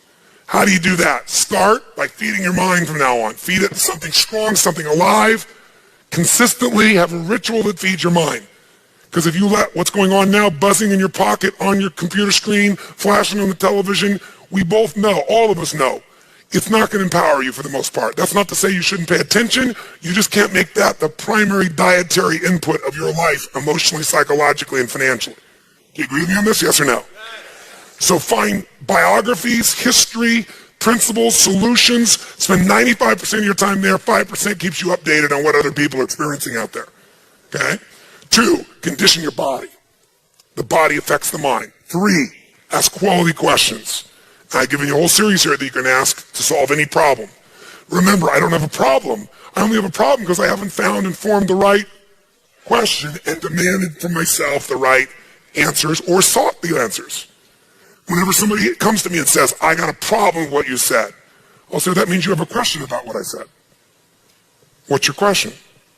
See, as long as it's formed as a problem, there's no way to solve it.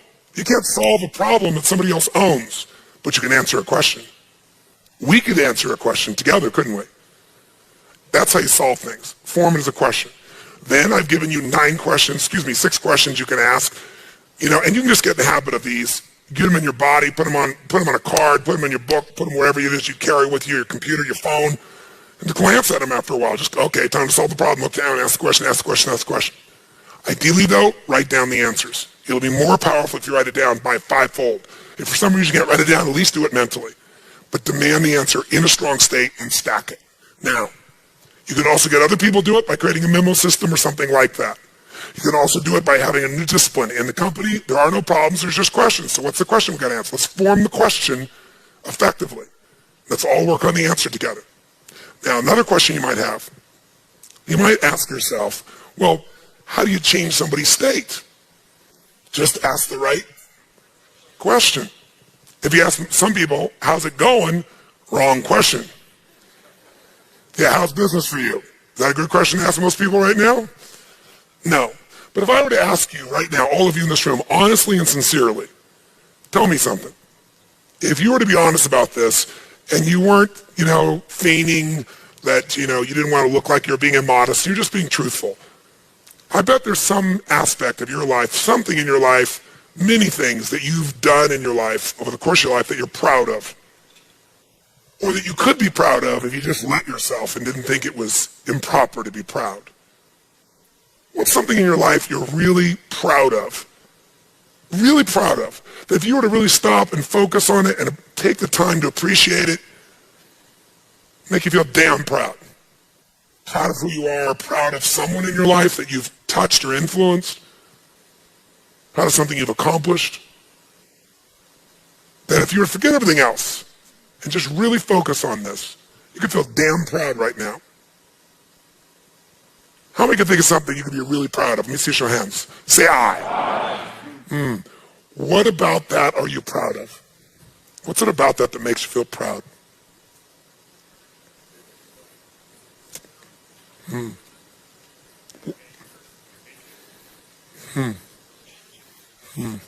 How does it feel when you're really proud? How do you feel right now when you're proud? Tell me something. If you really wanted to, what could you be excited about in your life right now? If you wanted to be excited, now I know you don't have to be, but if you really wanted to be excited, sincerely, and you want to be excited about your life, and you were just to focus on this, it would excite you. You'd be so excited about this aspect of your life, or this thing in your life. I mean, honestly, you could get worked up real quick. You start to think about it. What could you really be excited about in your life right now? How many can think of something you'd be excited about? Raise your hand. Say I. What about that excites you? Just say it out loud. What about that excites you? What else about that excites you?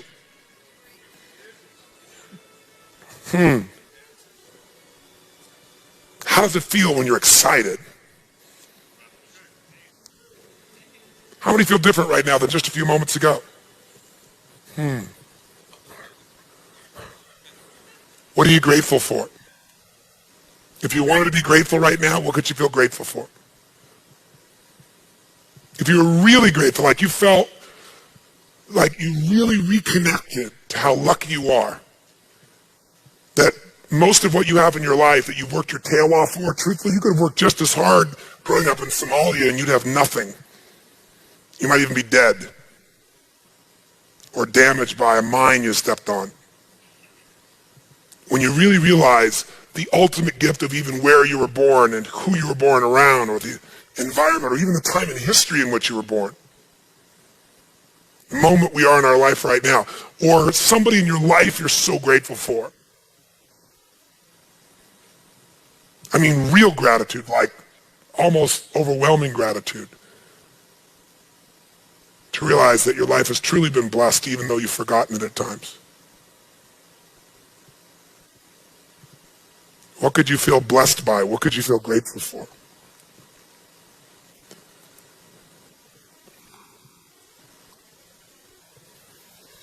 How many can think of something you're really grateful for, or someone you're really grateful for?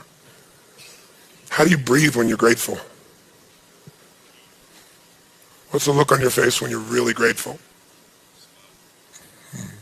What about that makes you feel so grateful? What about that makes you feel so grateful?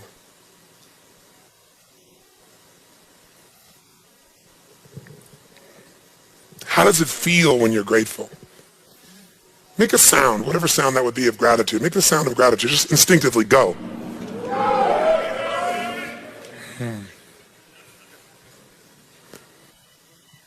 Who do you love? Who loves you? Who do you really love? Say no one. Do you have a dog? Does a dog love you? Get a dog, don't get a cat. Cats are independent. Dogs you leave for 2 minutes like you've been gone for 6 months. You're so excited. Yeah. Who do you love? Who loves you?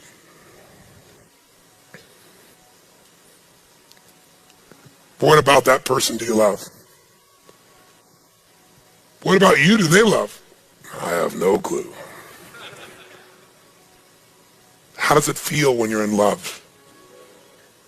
With life, with a person?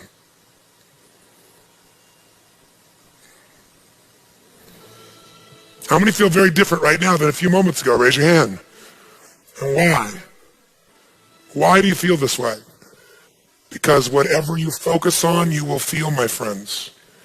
And if I want to give you a gift, the greatest gift I can give you is ask the right question. A question that will direct you. And notice I didn't tell you anything for the last 4 or 5 minutes. All I did was ask you questions. But how does it feel? And guess what? Everyone has questions. All you got to do is get a little curious again. Get curious. Get back into a state of wonder. You'll have all the questions you've ever wanted. How many questions can kids ask? Too many. Right? Get back in that state. So let me ask one more question and answer it, and I'll wrap up with this. Many of you have said, how do I influence people when I'm speaking from the front of the room? I've heard several people come up and say, how do I do an effective speech? So that's a nice question. Let me offer you an answer. Because the question is not so much what you're going to say. When I get up to speak, and this is why time fluctuates with me, often I'll have a plan, but the plan disappears because I go into a state, but I know the outcome. And so I rotate, move, change to what the outcome is to make sure I get to that outcome. And so I've made enough deposits in my mental, emotional bank account that I have lots of good things I can say. Lots. On lots of different areas. But what I need to see is what's needed. So I go in with like overall what's needed, and then I find my way there, because along the way, I do have a format, though, that at least guides me. And the format will be helpful. I don't know what I'm going to say, but I know the format of what I'm going to say. And ironically enough, I'll make it another mixed metaphor. I'll use one you've already got. If I want to score, produce the result, which for me, I don't get up to give a speech ever. The only time I get up to speak, if I'm going to get up and speak in public, is for one purpose and one purpose only, to influence people to do something that makes the quality of their life and others better. That is my passion. I would be a crappy speaker speaking about wine. I just would be, because I don't know anything about wine and I'm not passionate about wine. But talking about something you're passionate about, anyone can be a great speaker about, because you don't have to think about what to say. It's in you. So I know what I'm about, but I do still have the intelligence to know there is a format if I'm going to do something effectively, which is to influence somebody. Anybody can get up and do a speech and get people to clap. The real question is, can you change the way somebody thinks? Can you shift what they feel? Can you get them to take some action? Can you get them to make a decision? Can you get them to move? To me, that's the criteria I'm looking for. So if you're looking for coaching on speaking, I'm the wrong guy, because I'm not a good speaker. In fact, I won Toastmasters gavel of greatest speaker of the decade, and I got up and I said, I don't deserve this, and I'm not feigning, like modesty here.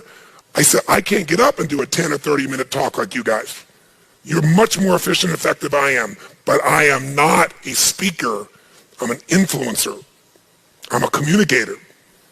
And if you can get in your mind, don't have to be a speaker, all I got to do is communicate what I believe in, and then do this, what I'm about to show you. I'll give you a format to think about. I won't put it up on the screen, but I'll give you this. Imagine it's a mixed metaphor. I'm trying to get down the field to score a touchdown. Here, I'm just starting the game. Here is my touchdown. And the mixed metaphor is a funnel where I'm going to get someone, where I'm going to influence them more and more until we finally get them where we want them to go, a place that's going to enhance their life. In your case, it's your product, your service, coming to work for your company, whatever. 40 yards of getting that touchdown, I call identification. ID, identification. It really, what I'm doing in this stage is getting people, and myself and other people, to connect. And the way I do that is I want someone to say, me too, not so what. Me too, not so what. So if I get up here, excuse me, and I start out, and I get up to speak, and say it's the seminar is a perfect example, and I get up to talk, and I say, well, let me tell you all the things that I've achieved in my life. I've done this, and I've accomplished that, and I've made this happen, I've done that, and I've done this, and I've done that, and I've done this, and I've done that, and I've done this. What happens in people's head after just a short period of time? What's the first thing they're going to be saying? So what? So guess what? They're not in my funnel. They get in my funnel the minute I get them to say, me too, several times. So if you ever came to an event with me in the beginning portion, I'll say, look, I know you're here. I respect you. I'll think about it. It's different every time. I think about why people are there. I think about why I respect and love them. I think about what it is that is unique about my audience. I do my homework on my audience. And then when I go in there, I already have this affection for them before they walk in. I don't just think of you as a group. I think of these different personalities that are here that I'm here to serve. So I'm in state. And then the first thing I do is identify and connect with them by talking usually about some screw up or some problem. Or I'll say, you're all sitting here and, in the very beginning here, you might be wondering, what have I got myself into? I'll mind read. Or I'll say, you might be sitting there thinking, man, this guy's got big teeth. And you laugh and go, oh, he realizes he's a big dude with big teeth, Or I can remember when Diane Sawyer came to interview me when I was like 30 years old. And I had a lot of people that in the beginning, the media was all positive. I was this young, great guy. But if you don't change the story, the media will do it for you. Because they get bored telling the same story. So Madonna figured this out and keeps changing personalities for like 30 years. Because if she didn't do it, the media would do it to her, right? So bottom line is, I didn't understand this, and I finally got smart. And so Diane Sawyer sits down with me. Early in the conversation, I said to her, she said, so you have the most successful infomercials of all time. And I said, yeah. I said, it's embarrassing, isn't it? And she looked at me. She goes, you think it's embarrassing? I said, it's embarrassing. I'm between the Floby moth and the spray-on hair. I mean, oh my God. I said, how I'm able to reach anybody is a miracle. And she goes, you think they're stupid too? I said, of course I do. I said, you think I like to be on infomercials? But I said, look, I wanted to reach the world and there was no platform for me. How would I do that? I'm not a preacher and I don't want to be. And I didn't want to go just, do books. So I had to find another way to reach people. And these silly infomercials have got me in front of millions and millions of people. So I said, they're a pain, but they also have opened the door. She goes, wow, that's great. So as soon as she got to see he thinks it's stupid too, she and I bonded like that, identification. And then we bonded with 4 or 5 things. That was 40% of my influence of her. Was getting her to say, this guy's just like me. The person who comes and tries to impress everybody, it's not bad to have some things that are impressive also, but if you're too impressed with your own things, you're in trouble. Because people are going to say, so what? But if you can say, damn, I'm telling you this, and there's a phrase I use because I had to find a way to share it, but I said, I'm telling you this not because, I'm not trying to impress you, but it impresses me, and people laugh because they go, oh, he gets it. He gets it. What you can do in this area is I mind read. I'll be in an event I'll never forget, and these people are really pissed off and everything else, and I said, a lot of people here I know are probably thinking, what the hell is this white boy? It's an all African-American audience. What the hell is this white boy doing here lecturing us? And they couldn't believe I'd say that. He probably never played basketball in his life. I said, you'd be wrong.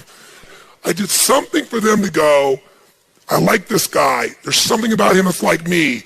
He's gutsy or he's crazy or, well, he's just a real guy.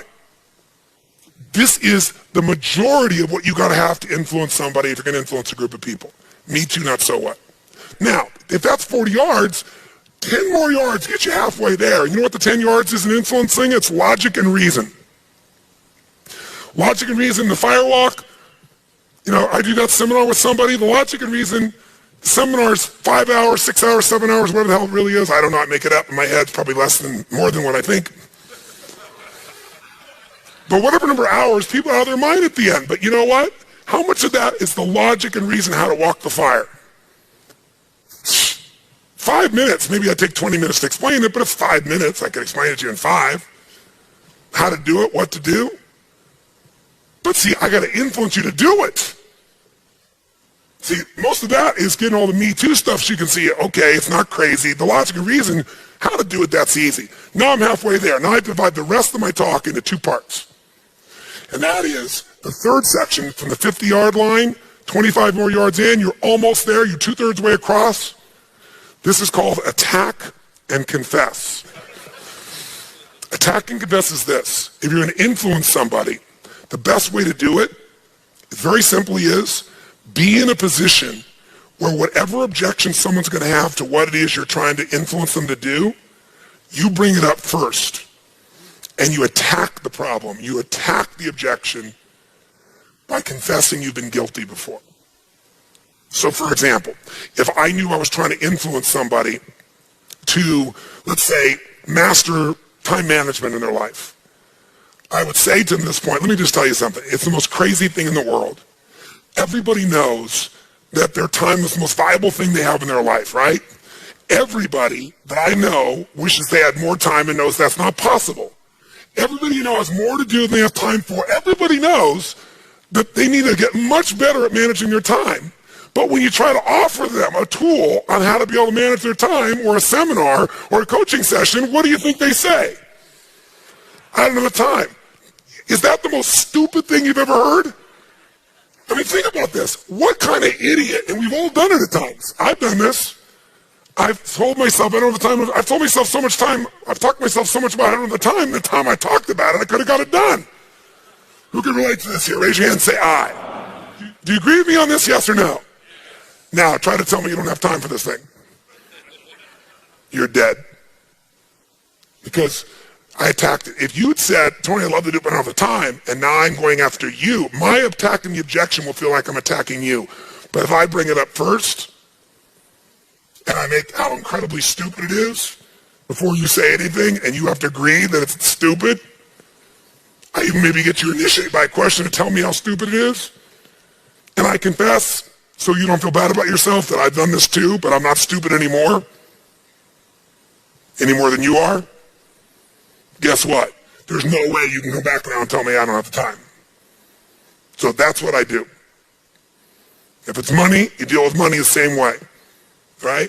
Who here in their life didn't have the money for something, but something inside of you wouldn't settle, and you effing found the way. You just were relentless and you found the way. How many have done this before? Say aye. Who here has ever told yourself you didn't have the money, and you didn't find the money, and you look back on it later, you know damn well if you just given away that belief system that it wasn't there, you would have found the way. Who's done this before? Say aye. Is the money always there for something we're committed to, yes or no? Who here absolutely knows that's true? Raise your hand. Okay, then none of us can give that excuse anymore. I can't either. Because if I do, I know I'm lying. I'm not a liar. It wouldn't be lying to say it's difficult. It wouldn't be lying to say I don't know how I'm going to get the money. But to say I can't get the money is the biggest effing lie in the world. And what that does is what? What does it destroy? What does it destroy? Come on, guys, what does it destroy? Everything. Now try to tell me you don't have the money. So the secret is attack and confess. Now, if you just finish with that, it's not enough because that deals with the problem. But the last 24.9999 yards, right on inches from the goal, if this is attack and confess, this is like the hell if you don't. You got to paint the picture of the hell of what's going to happen if we don't follow through. And the last 24.999 yards, almost 25 yards, is the solution. This is the heaven if you do. This is if you follow through, if you make this thing happen, if you do the things we've talked about here, let me tell you what's going to happen. You know, I putzed around all this time, or I could come back to this one and I could tell you about John. John put this off. I met him. I told him all this. If he was here today, let me tell you what he would do. I confess for John. John would say to you, don't stop. Don't hold out. Are you crazy? The one thing in your life that's valuable is time. Can you really afford to not implement this? Can you really afford to put this off? You know damn well you can't. And he did for 3 years. And he got divorced, and he did this, and he did that. And I tell you a real story, true story. And your brain's going, hell, hell, hell if I don't, hell if I don't, hell if I don't. But now I got to move into heaven if I do. But let me tell you what. Let me tell you about John who did do it. Or let me tell you what finally happened 3 years later when he finally did. He owned himself. He stopped making excuses. He looked the tiger in the eye. He stepped up and reclaimed everything inside of himself. He felt free again. He just decided, I'm not going to dabble in this crap. I'm going to master it. I'm going to do what's necessary, and it's not that difficult. And he just did one step a day, one step. Next day, another step. Next day, another step. 3 months later, let me tell you where he was. A year later, what time was. It's been 3 years. Can I tell you what his life's like now? Here's what his relationship's like. Here's what his finances are like. This is what his joy is like. This is where his life is today because he followed through. And then the last inches to go. If you do all this and you don't do the last piece, it's over. And that is, you got to ask for the action. Influence is about asking for the action. If you do everything else, but you don't say, okay, John, Let's go, and assume the sale. Okay, John, are you in or you out? Or whatever your is, you must ask for action as the final component. If you don't ask for action, nothing's going to occur. If at any stage here, I step out of this sequence, I'm going to be in trouble. If I start at the very beginning trying to tell you the hell if you don't do this, are you going to listen to me? You just met me and I tell you, guess what? Your entire life's going down the hole if you don't do X, Y, and Z. Are you going to be influenced by me? Yes or no? Yes or no? No. We need 40 yards of connection, relationship, identification, me too, not so what. It's not just relationship. Here's why it really works. Logic is clean. I need enough reasons that if I don't do this, I got enough pain, and then enough solution and a call to action. This is how I would design your communication of your sales presentation. This is how I design your speech. This is how I design your interaction on something you're going to develop as a core story. In a core story, what do you want people to say in the very beginning? Me too. They need some logic and reason. They need some pain, and they need some pleasure, and they need a call to action. And every good core story has that if you listen to it. And it's in that sequence. Because if I said the dog bit Johnny versus Johnny bit the dog, same elements, but is it the same experience? Not if you're Johnny. Right? So the sequence plays a role. Is this helpful? So you can always say, I'm gonna go communicate a message. First, I got to connect sincerely. I got to be able to have people say, me too, not so what. What do we have in common? What can I show where I've screwed up and where I've done well? But how do I get people to identify with me and how do I identify with them? What's the logic and reason?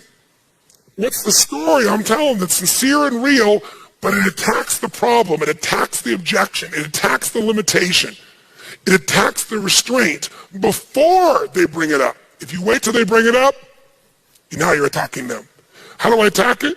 Confess I've been guilty or sincerely confess for someone else. Always be accurate, don't BS. Then I paint the solution, and then I call for action. Okay? So how many have seen my TED Talk? Okay? So I did this talk. This man, I go to meet him, and I didn't want to come for an 18-minute talk, but I came because some friends said, please come, do this. So I'm doing it as a gift. And I go up, and he's going to meet him. I said, I understand that, you own TED now. And he says, yes, oh, you're Tony Robbins.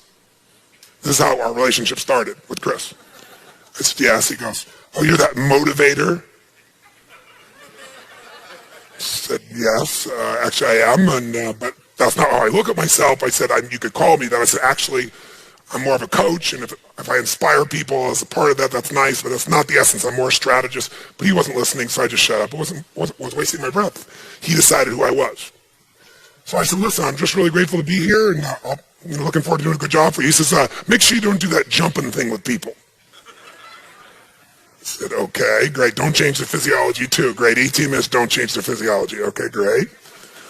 And then he said, well, he introduced me. They had somebody on right before, and the energy in the room was through the floor because the person was talking about something complex, and, it was difficult. It wasn't a bad speaker, just you don't teach string theory in 18 minutes. It was something like that.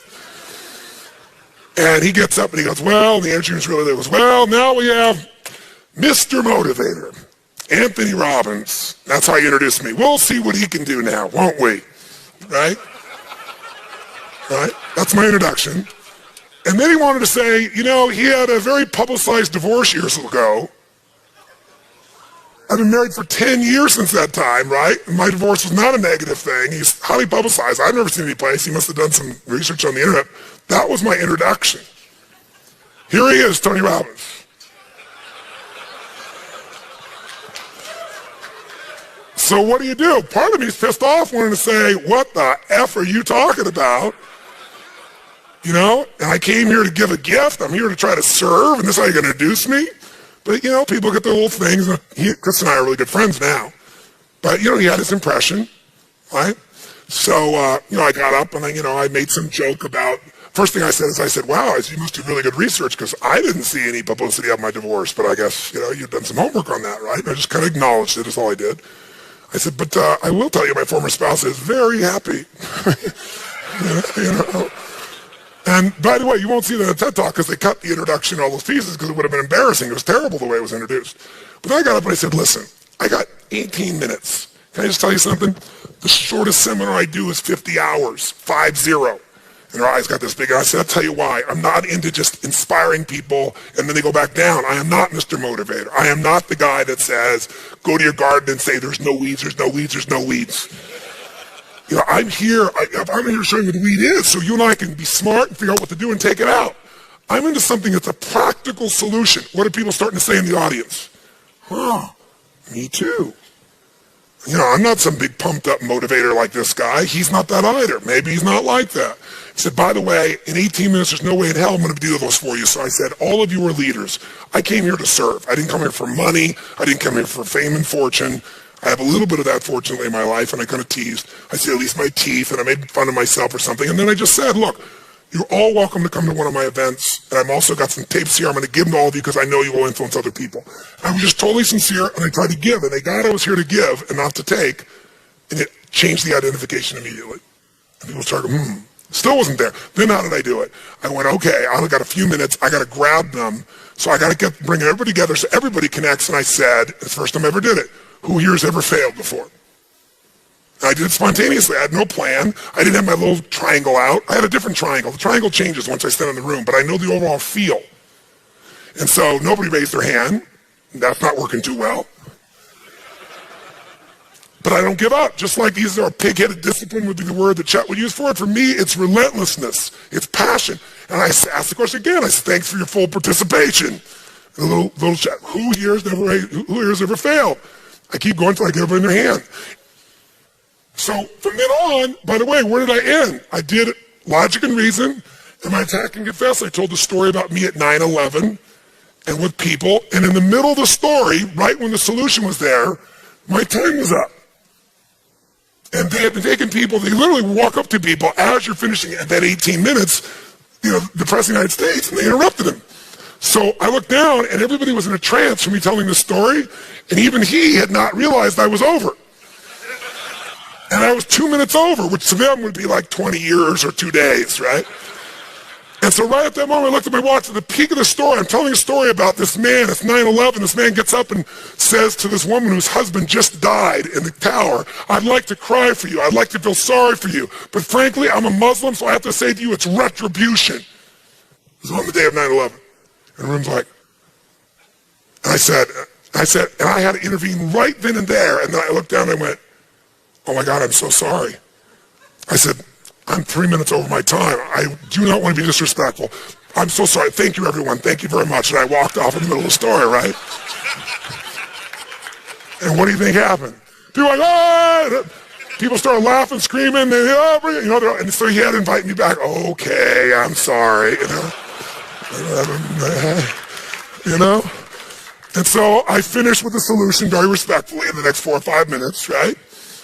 And I had the longest TED Talk they've ever had in history, but people were very happy. And at the end, my call to action, which is why I really went there, was study the internal map. Become a student of the internal web, the thing that connects you. Don't just think of the external web. What influences human beings, you must master. If you can become a master of influence, and you can influence yourself, if you can understand what's really driving other people, if you can get inside their heads, if you can understand their blueprint of life and find a way to meet their needs, you cannot just meet your own needs, you can change the world. And people got it. And I left, and I'm going to do the same thing right now because I've gone way over my time. God bless you. Thank you very much. Hi, it's Tony Robbins again. Welcome to Invincible Leadership, the secret to explosive growth. Another big promise, isn't it? But ultimately, let's talk about this for a moment. We've said that Peter Drucker, one of the greatest business experts in history, a guy who could really help turn around and grow businesses, believed that all business really is this concept of innovation and marketing. That the more strategic you get about how to add value to your customer, to do more for them than anybody's doing, that's the ultimate competitive advantage. But only if you can also market. All the stuff, those got to be managed, right? Somebody's got to lead it. I mean, when you see a business and it's been around for decades and all of a sudden it starts to go down, what's changed? Well, for decades, economies went up and down. For that business to go down, what's changed is the leadership. In my experience of working with literally hundreds of thousands of business leaders, as well as millions of people, and God only knows how many companies over the last 30 years, the one thing I've seen is If you have the right product, but you got the wrong people, people that really don't understand how to meet customers' needs, people that have gotten used to doing things the same way and they got bad habits, people that aren't hungry and driven, and if you don't make a shift with those people, you can take the best product and you can destroy that company with the wrong leader. On the other hand, I've seen over and over again companies where they had a terrible product, but they got the right leader or the right leadership team, and they found a way to make it work and to make it successful because they can adapt it. Leadership is the ultimate advantage. Now, who's a leader? Every single person in the company can lead. They can lead a division. They can lead change. They can lead progress. But ultimately, if you're watching this, whatever division or part of this company you're in, whether you're a small company just getting started, a middle-sized company, or a really large corporation, something that's been around and doing hundreds of millions or billions of dollars a year, individuals are how companies change. They change when those individuals find a way to add more value. Think about it. What creates a breakthrough in a company where suddenly that value is found, a new way to meet customers' needs? What creates a new marketing breakthrough? What causes someone who's been selling a certain way and all of a sudden they start reaching everybody? That breakthrough always starts with a change in psychology, a change in a person's beliefs, a change in their emotion. You know, they were locked into a mindset of this is how you do it, and it got old and stale. And one day they started to innovate. Or one day they said, you know what? The economy does suck, but you know what? It's not going to suck for us. You know, I've interviewed some of the top business leaders, managers, innovators, turnaround experts, salespeople. I remember one time years ago, I met this woman named Marty Rodriguez. She was at the time a woman who'd gotten in sales. She came to one of my sales seminars. I used to do these one-day programs of total immersion about how to get the economic edge, how to have the edge of influence. And I saw her for, I don't know, maybe it was the 8th time she'd been to the same seminar, sitting in the front row, taking notes like crazy. And I finally went up to her because I found out she was the #1 salesperson for Century 21 in the world. In the world. She was at the time selling more products, more houses per day than most people would ever dream of and doing in months. At one stage, she was selling more homes than the entire multiple listing service in the city she lived in Glendora, California. I mean, this woman, I watched her do well in good times and horrific times. In good times, everybody joined and she still outdid them. In bad times, everybody quit. All the mortgage brokers, all the realtors, and she had this open market to get more of her brand ownership. And when I talked to her, I said, what are you doing at this seminar? I mean, you've been to this thing, what, 8, 9, 10 times, 7 times? How many? She said, I've been here more than a dozen. I said, you're in the front row for 12 hours taking notes like crazy. I mean, you sell an average of 1 home a day? She said, yeah. I said, then you're losing a sale today. I said, I'm not trying to talk you out of it, but why are you here? Because underneath it all, I thought I knew the answer, but I wanted her to say it. She said, Tony, I could go out today and sell. I could go out and just do my business and do better than most people. But how do you think I got to be #1 in the world? My entire focus is creating breakthroughs, Tony. You know this. She said, I can keep doing what I'm doing, or I can come here and I can hear something. And even if it was the same thing I've heard so many things that I'm not applying. You say it yourself, Tony. Repetition is the mother of skill. If I hear something the first time, I might start to understand it intellectually. And that's the mistake you hear from most people, right? They, oh, I know this. If you're not doing it, you don't know it. Don't lie to yourself. If you're not getting the result, you're not applying it, you have intellectual understanding. And intellectual mastery, you know, that's helpful. It's a first step. But understanding something cognitively and thoroughly saying you know it intellectually, that and $3 will almost get you a Starbucks. You got to have more than intellectual understanding. It's got to become emotional. And that's what she said. I get in this environment with these people, total immersion, and the emotion hits me. And she says, I hear the stuff again, the repetition, I get it in my body, and now I start to follow through. Repetition is the mother of skill, but you can't just think it, you got to feel it. Where were you on 9/11? I bet you can remember vividly where you were, because you didn't just have information, you had information that emotion was attached to it. Where were you on 7/11 of the same year? I bet most people can't remember unless something really emotional happened that day, your birthday, a breakthrough, whatever the case may be. The point of the matter is, you got to go from intellectual and emotional mastery to doing it enough that it gets in your body. That's what we want to do in this program.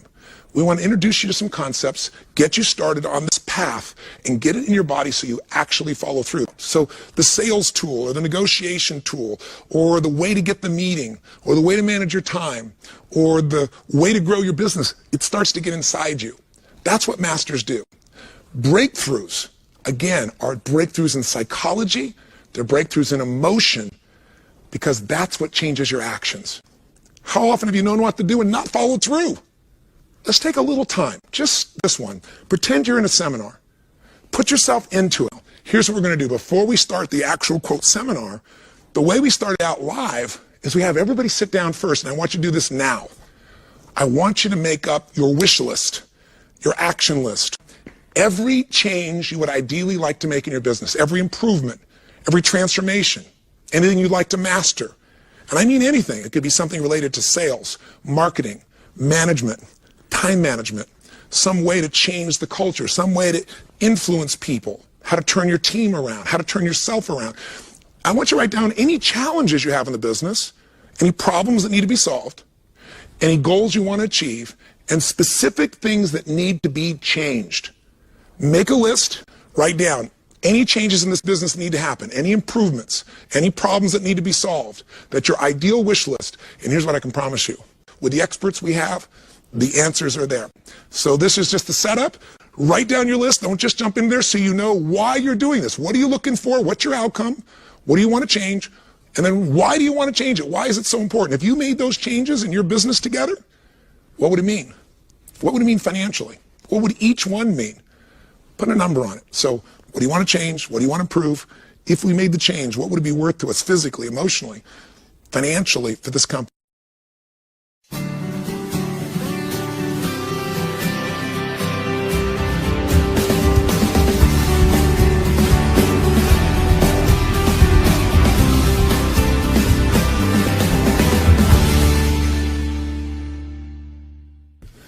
Let me just give you 5 quick items to make sure that you get the maximum result. Real simple. I'm going to do it real quick because we got to finish. The difference in people, the difference in performance, the difference in the final result, the outcome, is it usually dependent upon skill? Is that what makes one person better than another? Yes or no? How many have seen someone with unbelievable innate skill get wiped out by an athlete, a person, a business individual who clearly had less skill? How many have seen this happen? Say aye. It's our ability to maximize. We said on day 1, leaders are what transform organizations. You want to grow this company, you want to transform this company, leaders do it. A leader doesn't mean everybody else follows you. It just means that you have a higher what? A higher standard than anybody else does. What will make you the leader is when you have a higher expectation, not of other people. Anybody can do that. Of whom? Of yourself. So if you want to know what does it take to take things to the highest level, what's going to take to change my business permanently, not temporary, you can go home and you can install some of these strategies, skills, tactics, tools, insights, and see a significant change. But if that change is going to be a lasting company of value that keeps growing, then the things you've learned here have to become the standard for your organization, not something you did for a period of time. Whenever you look at somebody and say, why are they more successful than anybody else? It's always because of step 1, they've raised their standard. If you go back home and you want to change your life in any way, personally, professionally, or your company, as boring as it sounds, as stupid as it ain't sounds, you might say, I spent all this time, this energy, this money, and you're going to tell me to raise my standards? Yes. Because even though that's not sexy, it is the only thing that creates lasting change. You can go on a diet and you can lose weight, but what will that person eventually do? They'll go where?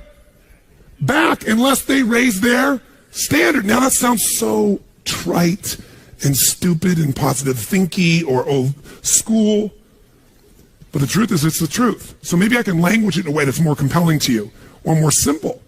What does it mean when we say raise our standards? It means you turn your shoulds into musts.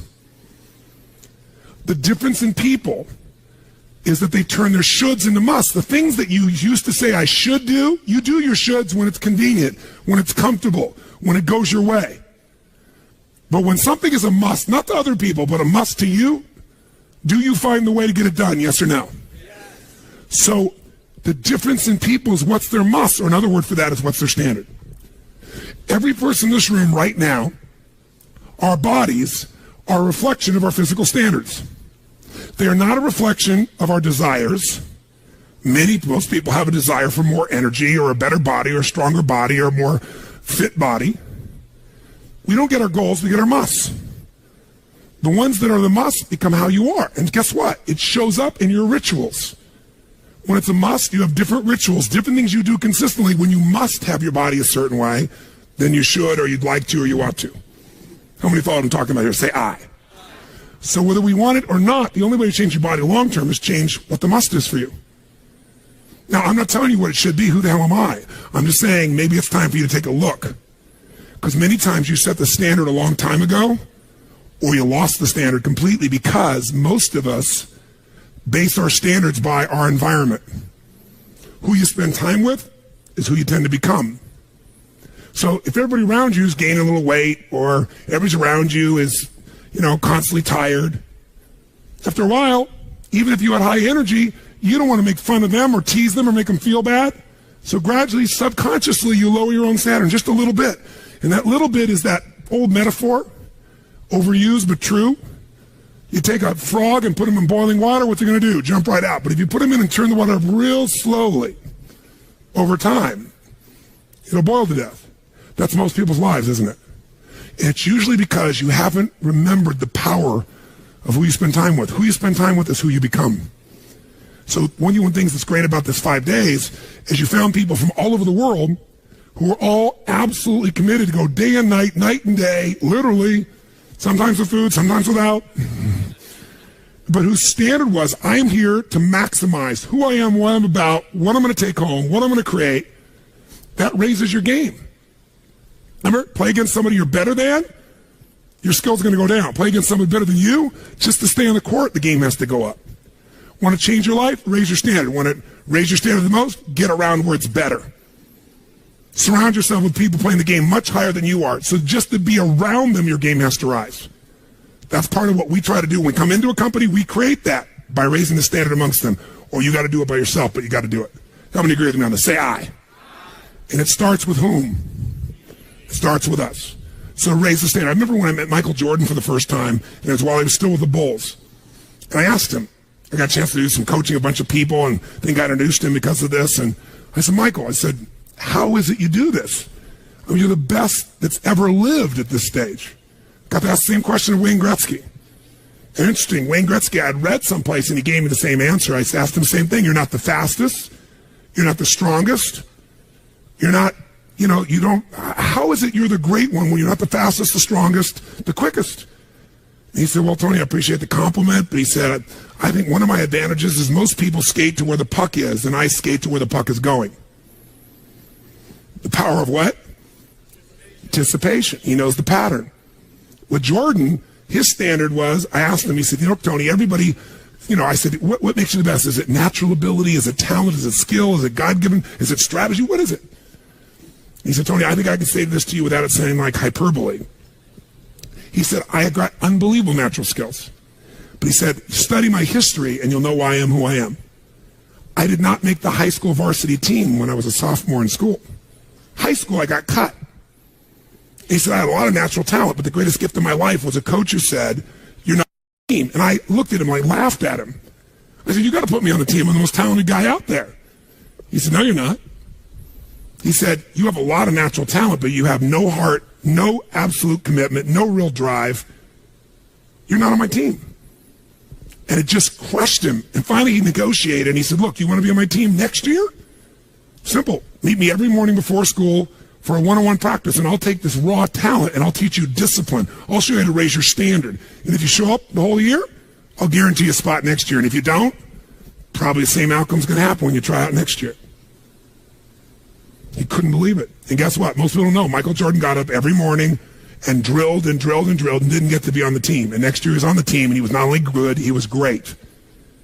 Guess when his career exploded? When he lost again the championship to Detroit.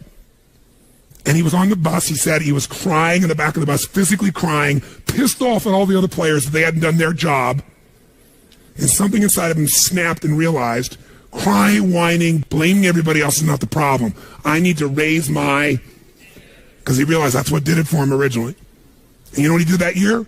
He lifted weights like never in his entire life. He decided he was going to dominate every person, every floor, every place, every spot in the country. He's going to be stronger than anybody. He practiced like he'd never practiced in his life. And oh, by the way, he won how many NBA championships? How many in a row? 3. Retired, came back and won how many in a row? 3. Never anybody in history would even dream of such a thing, especially after retirement. That's the power of raising your standard. But guess who he competes with? Michael told me one time, he goes, Tony, if I competed with other people, I wouldn't be who I am. He said, my competition is with the best I can be. They're trying to compete with me. That's why I beat them. Because they're competing with where I am. But I'm competing with where I can be. Think about that mindset. Think how your life would be different if you raised the standard of what you expected from yourself, not your people, yourself, to that level. How things could shift. It's all about changing your shoulds to musts. It's all about going back and saying, this is how it's going to be. It's like when Gary Vee was here and guys were saying, man, I'm working so hard, man. I work from 9 to 6. He goes, yeah, what are you doing from 8 to 2? 8 p.m. to 2 a.m. That's when you master your craft. I always say to people, it's what you practice in private that you'll be rewarded for in public. People say, oh my God, you have this great ability, this great skill. They didn't see all the hours. This class, this course, I know tons of the stuff like the back of my hand. But if you talk to my team who's exhausted, they'll tell you we're up to 4 a.m. almost every night. To be able to figure out how to provide for you a life cycle and get think about Nike and give you accurate information about when did they really get to young adult, when they fall down. We had to make phone calls, read financials, do all kinds of stuff. We did all that stuff. We were doing all these things, and we accomplished so much, and I figured out how to make it even better. That level of commitment is what makes you great at what you do and gives you that little edge that makes you stand out from everybody else. And that standing out is what makes somebody absolutely own an industry or brand themselves like nobody else in the world. That process is what this is about. Raise your standard. When you got to go home, you got to say, where are we going to raise the standard? What am I going to take that's been my should and make it absolute must? Where are we going to do that as a team and how are we going to pull it off? Now, who here has ever, by the way, your income right now is a result of your standards as well. It's not the industry and it's not the economy. Who here is making more money today than you made 10 years ago? Let me see your hands. How many feel like it's not enough today? Let me see your hands. And how could that be? Real estate's so cheap now. Computers are cheaper than they were then. You get so much more for your money. Because once you achieve a level, who knows what happens? You immediately, you close the gap, you create a new gap. That's because that's what makes us grow. Who's want to go back to where you were 10 years ago? Not many. Some of you would be because it's gotten worse in the last 10 years for you. But the majority, there's no way. See, once you're fortunate enough, if you don't like cleaning house, once you're fortunate enough to have somebody clean your toilets, you will not be doing that again. Unless you like that. You'll find somebody who loves cleaning toilets and you'll pay them handsomely. Because now to go back and do that, once you've had the privilege of not having to do that, it's a different game. It's a gross metaphor, but who gets what I'm talking about here? Say I. Once you have a must, you find a way to get to it. Every one of you in this room is earning what you must earn, not a dime more. Don't get me wrong, you might have big goals, big desires, but it's not a must for you. Because even when the economy crunches, if it's a must, you will find the way. How many agree with me on this? Say I. See, when it was a must for me to get at one level, I did. I remember it was a must for me to finally make $1 million a year. I had my son Jarek going to be born. I swore I would never have a child unless I was financially set, and I wasn't financially set. And he was on his way. I went from $38,000 a year to making $1 million a year in the next 12 months. That was all BS. In my head, I thought all my growing up, all the pain was because my parents fought because there was no money. They would have fought anyway.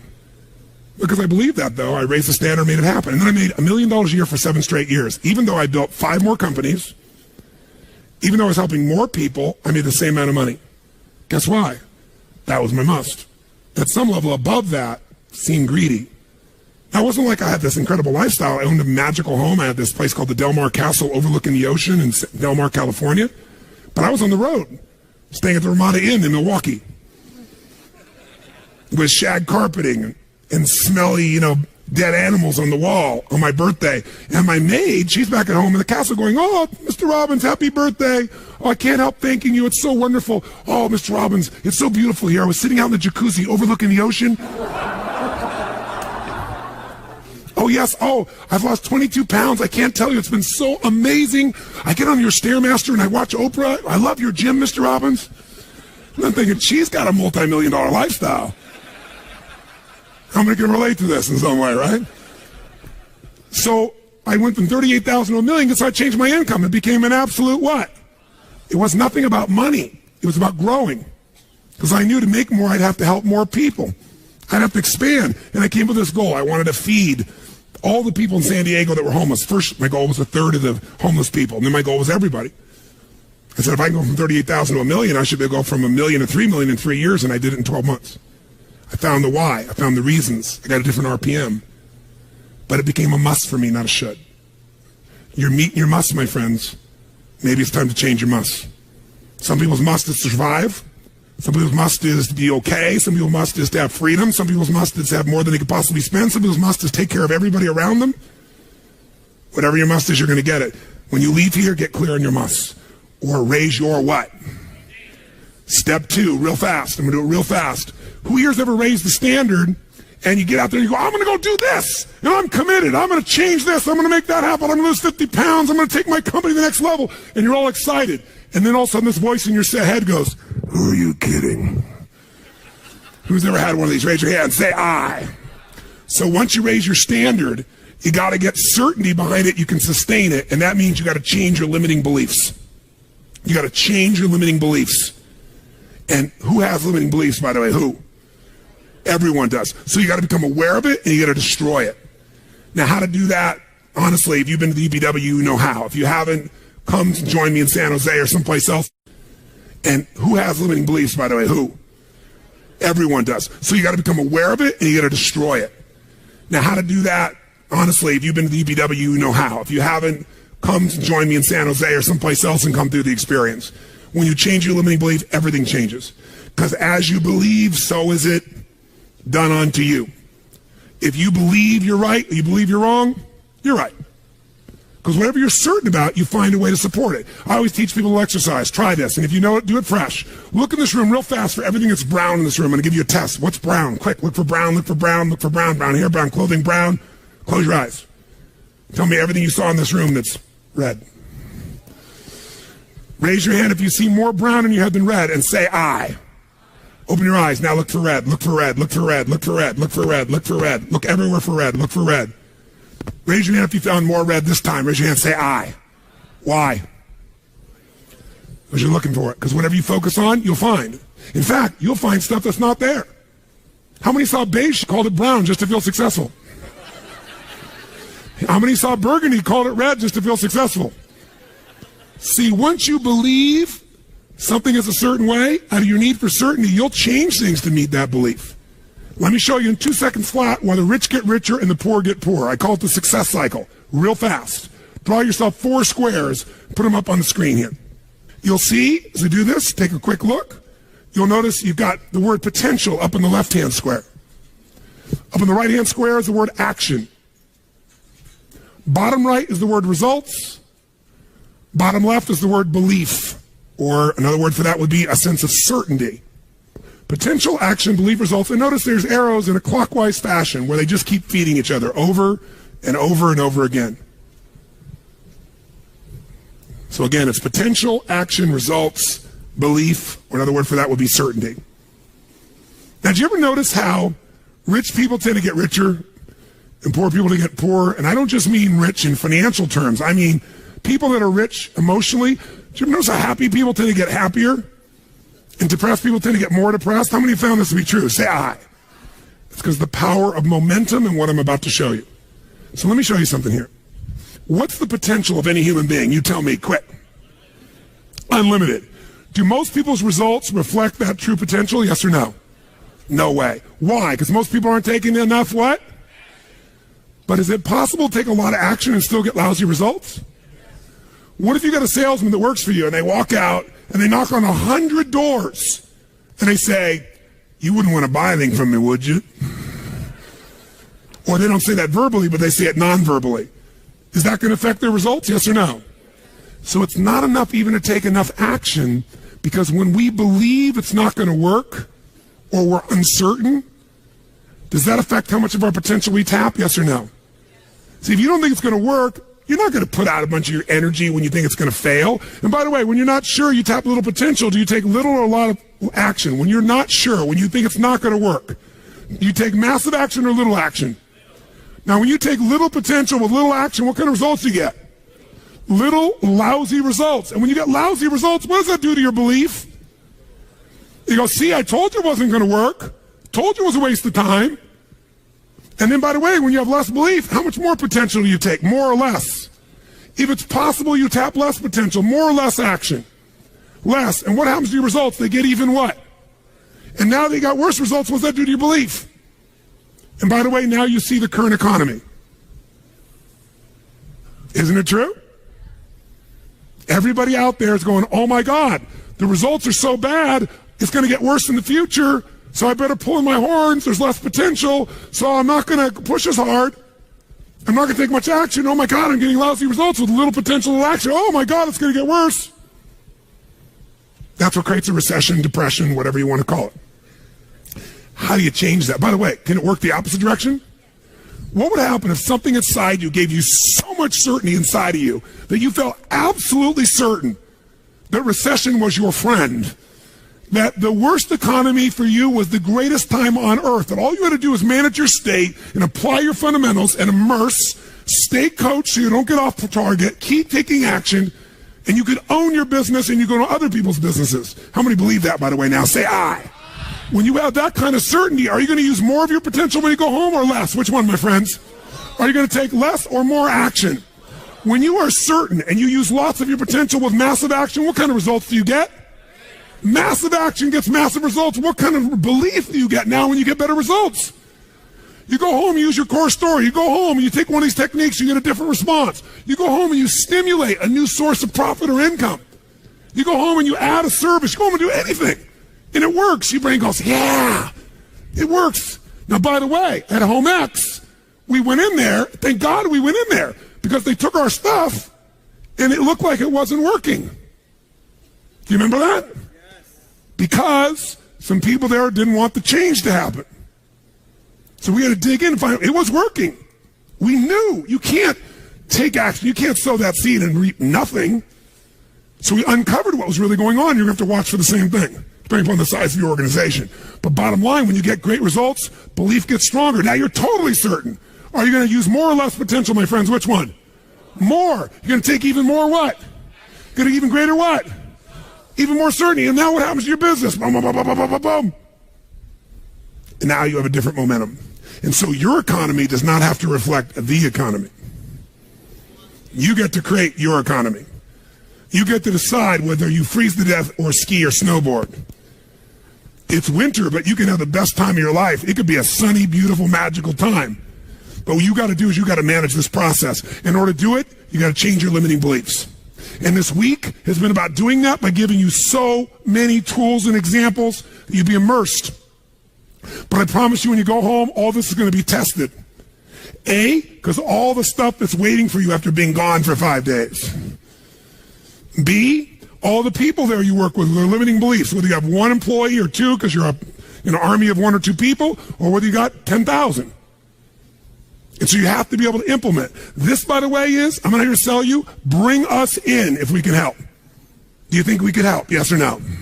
Yes or no? Bring us in and we'll do it. Or get your team together and find a way to make sure this momentum goes in the right direction. Make sense? This is the must. If you have this high standard, but you don't really believe because the momentum's in the wrong direction, having the tools will be worthless. That's where certainty, that's where everything else we teach, that's what I do in my events, that's where you guys have been there before, that's what you got to bring to the table. What are the 5 keys for integrating this? Number 1, you got to go home and raise your what? Come on, guys, raise your what? Which means turn your shoulds into. Step number 2, you got to go out and change your limiting what? Find anything that's limited you and destroy it. What's the fastest way to destroy it? You can do it very quickly by producing the results in your mind over and over again. Or, why do you think I get people to walk on fire? Because they think it's impossible. When they walk in this fire, mentally you might say, oh, I can do it. But when they get in front of that fire and it's 2,000 degrees burning hot coals, it gets their full attention. And suddenly they have a state change. And when you get yourself in a state where you can storm through fire, it's not about fire walking. The state you're in to get yourself to walk across fire is the metaphor for anything that used to stop you, the fire of your life. And by the way, when you cross fire and you're on the other side doing something you once thought was difficult or impossible, it's that easy, your brain goes, what else can I do that I thought was impossible? It's unbelievable. It's not intellectual, it's emotional. Plus, after fire walking, cold calling is not a problem. You get the idea, ladies and gentlemen? All right? So what we're really talking about here is changing your beliefs. Now, here's the third key. If you're going to get maximum results, you got to model what works. We brought you for 5 days and nights here, models of what works. Go back and get them. Now, here's where the challenge is. How many got tons to do in your normal list of things to do when you go home? How many got a lot to do? Say aye. How many have a lot of outcomes you got to go after? Say aye. How many have the same amount of time you had before? Say aye. So in your business, if you need something to get done, you get it done because it's an absolute what? Or you hire someone to get it done. Hire us, hire someone else, get somebody inside. But are these things you're going home with musts or shoulds? Which one? Do whatever it takes. You say, I don't have the money. You don't have the money not to. Forget us. Hire somebody as an individual who knows what they're doing and put them in there. Leverage yourself. The only way you're going to get the game bigger is by taking a little bit of what, my friends? Risk. But that means get yourself some resources. Be resourceful enough to get the resources. What's great about this? What is this opening? What is this creating? What's possible? What have I not seen? This is going to make me see. What have I learned from this? What can I learn from this? What am I willing to do to still have it the way I want it? That's the fourth step. You intensify, and you innovate. And then there's the final fifth step. And that fifth step's really simple, my friends. And that is step up and give. Step up and give more than anyone else could possibly expect. The ultimate transformation happens when you stop trying to get and you start to give. Whenever you're at your best, you're giving. I remember so vividly driving in my car, my Volkswagen Bug, and I was struggling, and I was 19 years old. I was driving on a freeway in San Gabriel Valley, the 210 freeway, I'll never forget. And it's midnight, and I'm frustrated. I felt like I tried everything. I had these big hits, like the one you just saw, and nothing was going my way. And I was frustrated, and I kept thinking, how come I'm not getting what I want? And all of a sudden, it just hit me on the freeway. I pulled over the side. It was almost midnight. No cars really around. Grabbed my journal, and I wrote, I still have the journal to this day from when I was 19 years old, full page, and I wrote, the secret to living is giving. And I realized why I wasn't doing well. Because I all focused about what I wasn't getting. I was not focused on what I was not giving. And the whole game changed. The more you can cultivate that sense of wealth, that sense of abundance in you, the more you can feel that sense of joy, the more easy it's going to be for you to do financially. Because you're not going to be in this scarce, fearful mode. Now, that's not enough by itself. You can have this great sense of abundance and do the wrong mechanics and be a disaster. True or false? But if I have an area to get you started with, you want to have the emotion and psychological strength, because that's going to carry you through when the mechanics are boring or frustrating, or when things aren't working out. Your emotion, your psychology is what will carry you. It'll get you to keep doing it. Everyone knows, if you've done any studies, Dr. Seligman is very famous for doing studies on optimism. And in those studies, you know what he found out? People that are pessimists are much more realistic. They're much more accurate.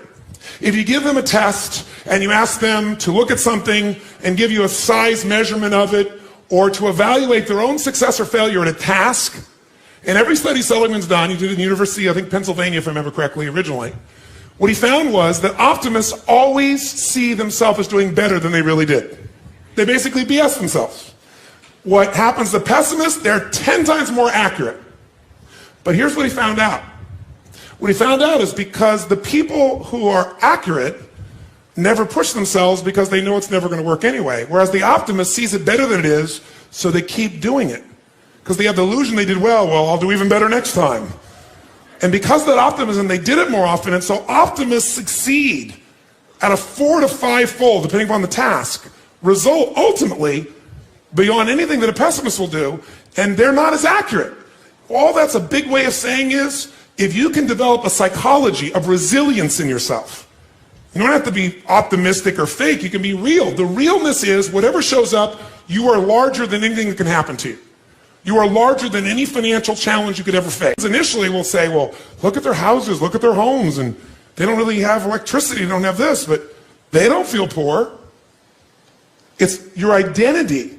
The way you define the wealth determines whether you're wealthy or not.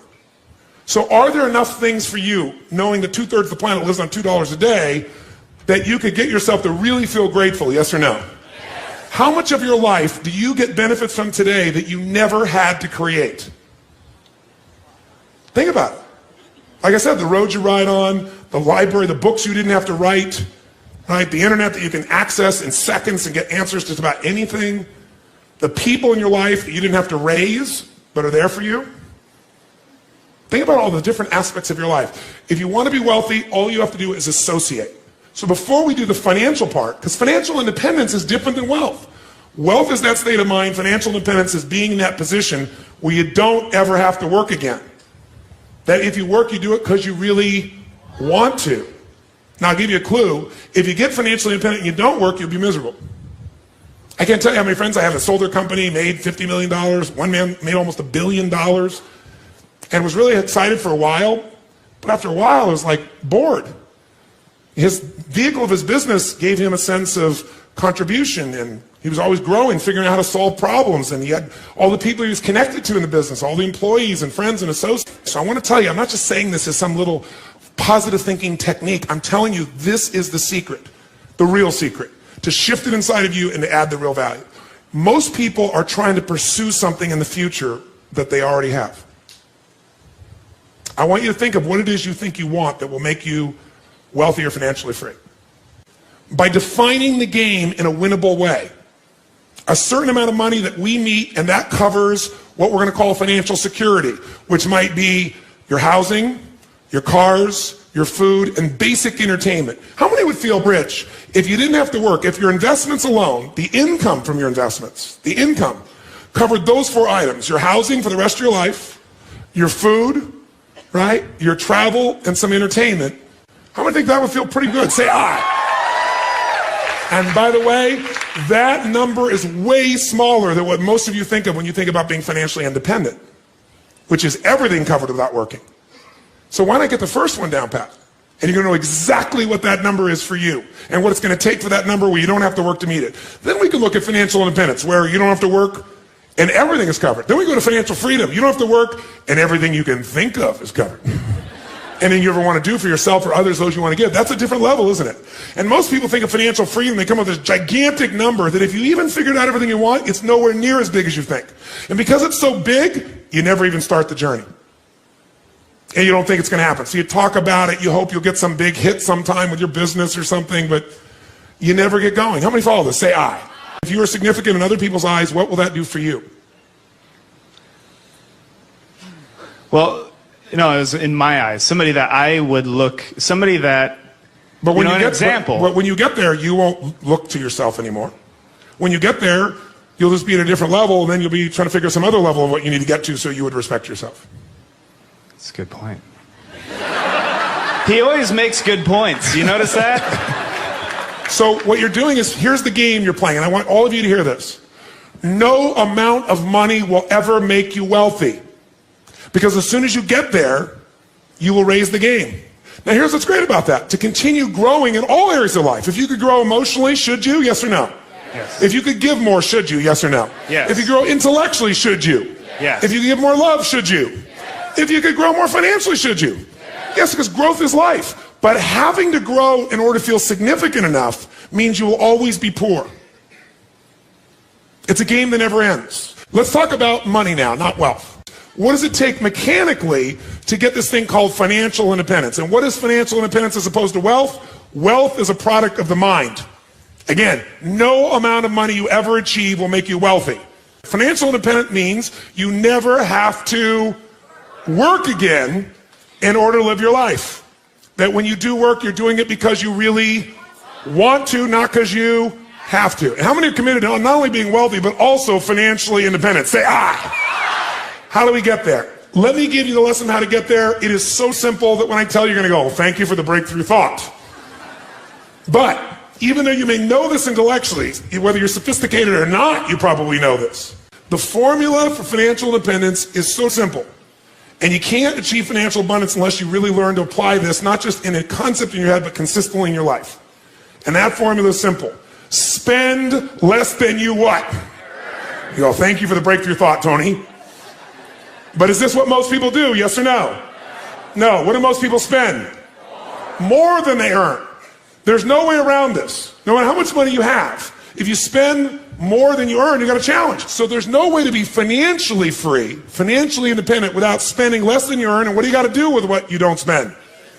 You got to invest the difference. Because what I want to show you right now is how do you build what everybody should own. Every one of you should leave here with your own personal money machine. You want to create a money machine.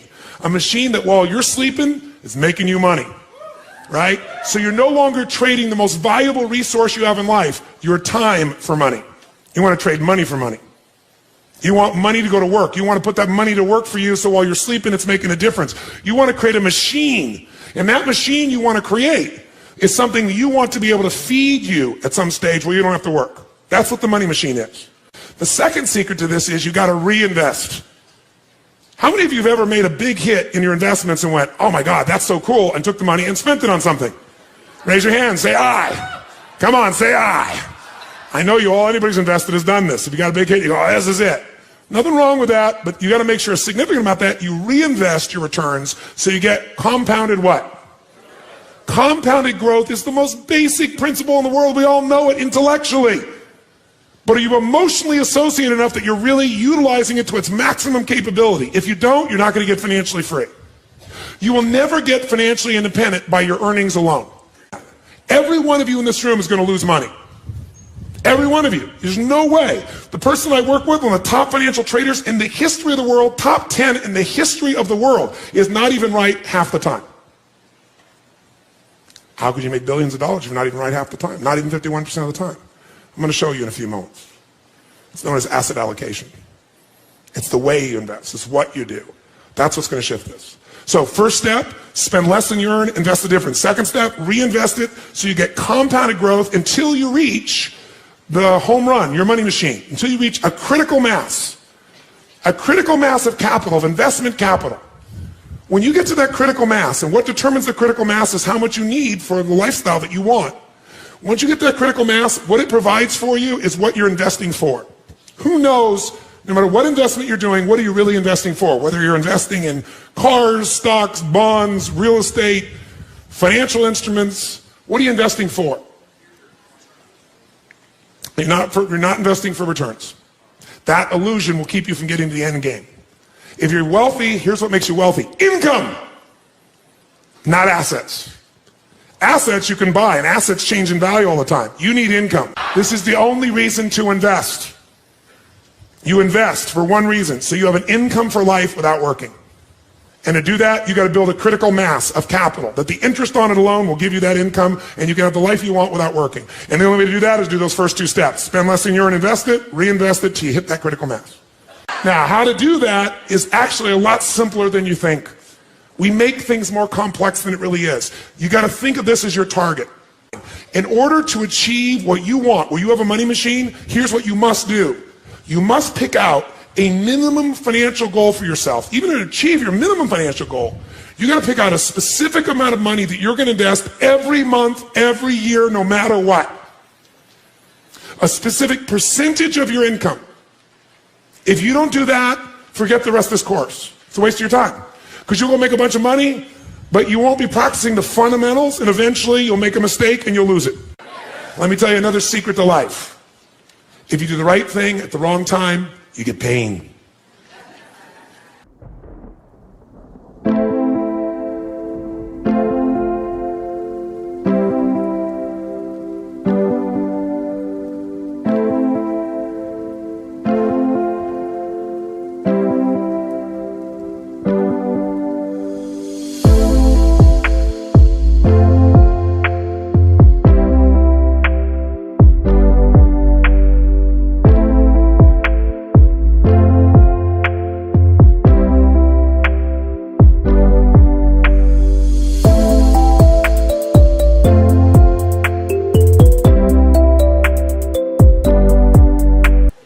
If you plant in the winter, I don't care how hard you work.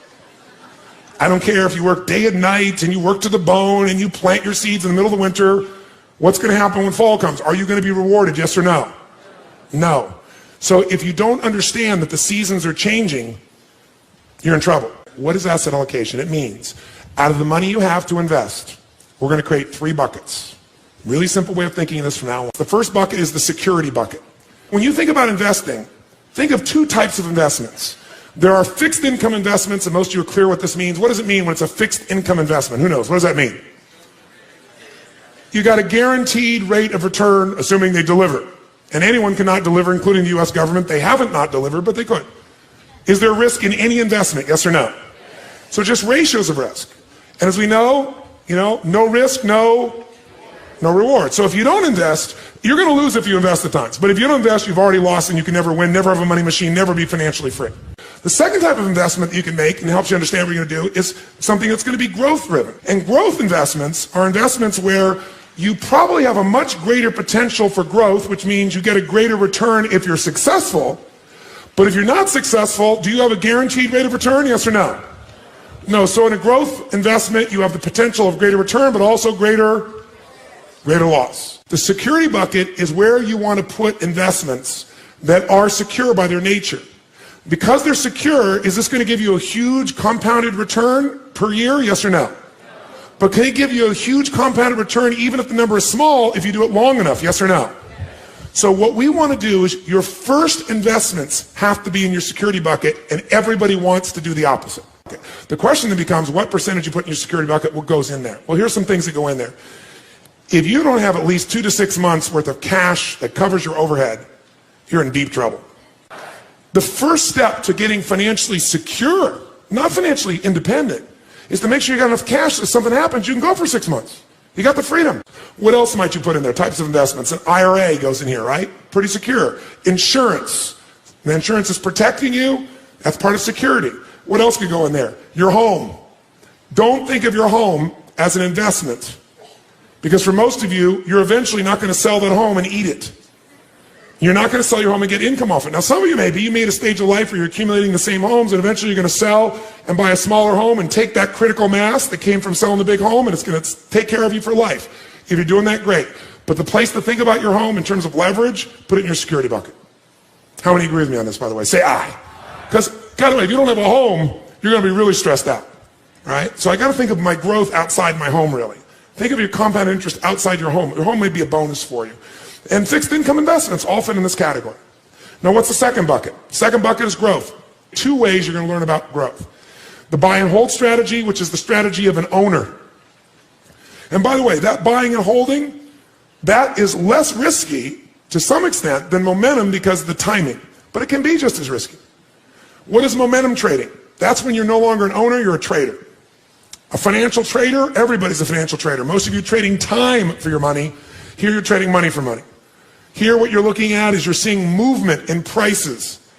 And what a momentum player is doing is they're playing for the short term usually. Third bucket is the dream bucket. The dream bucket is you want to travel around the world. The dream bucket is you, depending upon the size of how you think or what you're doing or your economics, you want to own a condominium in Aspen. It might be the boat, it might be a trip, it might be owning a basketball team, owning an island. It depends on the size of what it is you want to do. And by the way, bigger isn't better. The more you have to feel financially free, the more stress you're going to have. How many follow this? It's the opposite of what you think. The more you have, the more you got to manage, the more time, the more energy, the more risk, the more capital. That doesn't mean you shouldn't do it. Some of you are very, very driven to create and risk. That's a personality type. We know that it's crazy. I happen to be one of those types to some extent. But even a crazy person's got to make sure their security's there or their craziness at one point will bite them. How many follow? If you can get financially free for less, do it. Be wealthy now and get financially free quicker. And then lock in, you won. And then keep that stuff in your security bucket. And if you want to play a bigger game now, you've already won, and everything you're playing now, that's where the house is money. You can go for something bigger, and if it doesn't work out, you're still handled. Your security, what you're here for, is totally free. How many follow what I'm talking about here? Say aye. The more you can cultivate that sense of wealth, that sense of abundance in you, the more you can feel that sense of joy, the more easy it's going to be for you to do financially. Because you're not going to be in this scarce, fearful mode. Now, that's not enough by itself. You can have this great sense of abundance and do the wrong mechanics and be a disaster. True or false? But if I had to have an area to get you started with, you want to have the emotion and psychological strength, because that's going to carry you through when the mechanics are boring or frustrating, or when things aren't working out. Your emotion, your psychology is what will carry you. It'll get you to keep doing it. Everyone knows, if you've done any studies, Dr. Seligman is very famous for doing studies on optimism. And in those studies, you know what he found out? People that are pessimists are much more realistic. They're much more accurate. If you give them a test and you ask them to look at something and give you a size measurement of it, or to evaluate their own success or failure at a task, in every study Seligman's done, he did it in the University, I think Pennsylvania if I remember correctly originally, what he found was that optimists always see themselves as doing better than they really did. They basically BS themselves. What happens to pessimists, they're 10 times more accurate. But here's what he found out. What he found out is because the people who are accurate never push themselves because they know it's never going to work anyway. Whereas the optimist sees it better than it is, so they keep doing it. Because they have the illusion they did well, I'll do even better next time. And because of that optimism, they did it more often, and so optimists succeed at a 4 to 5-fold, depending upon the task, result ultimately beyond anything that a pessimist will do, and they're not as accurate. All that's a big way of saying is, if you can develop a psychology of resilience in yourself, you don't have to be optimistic or fake, you can be real. The realness is, whatever shows up, you are larger than anything that can happen to you. You are larger than any financial challenge you could ever face. Initially, we'll say, well, look at their houses, look at their homes, and they don't really have electricity, they don't have this, but they don't feel poor.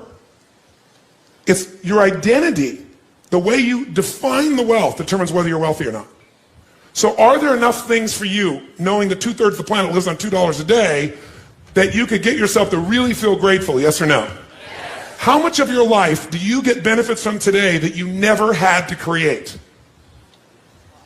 Think about it.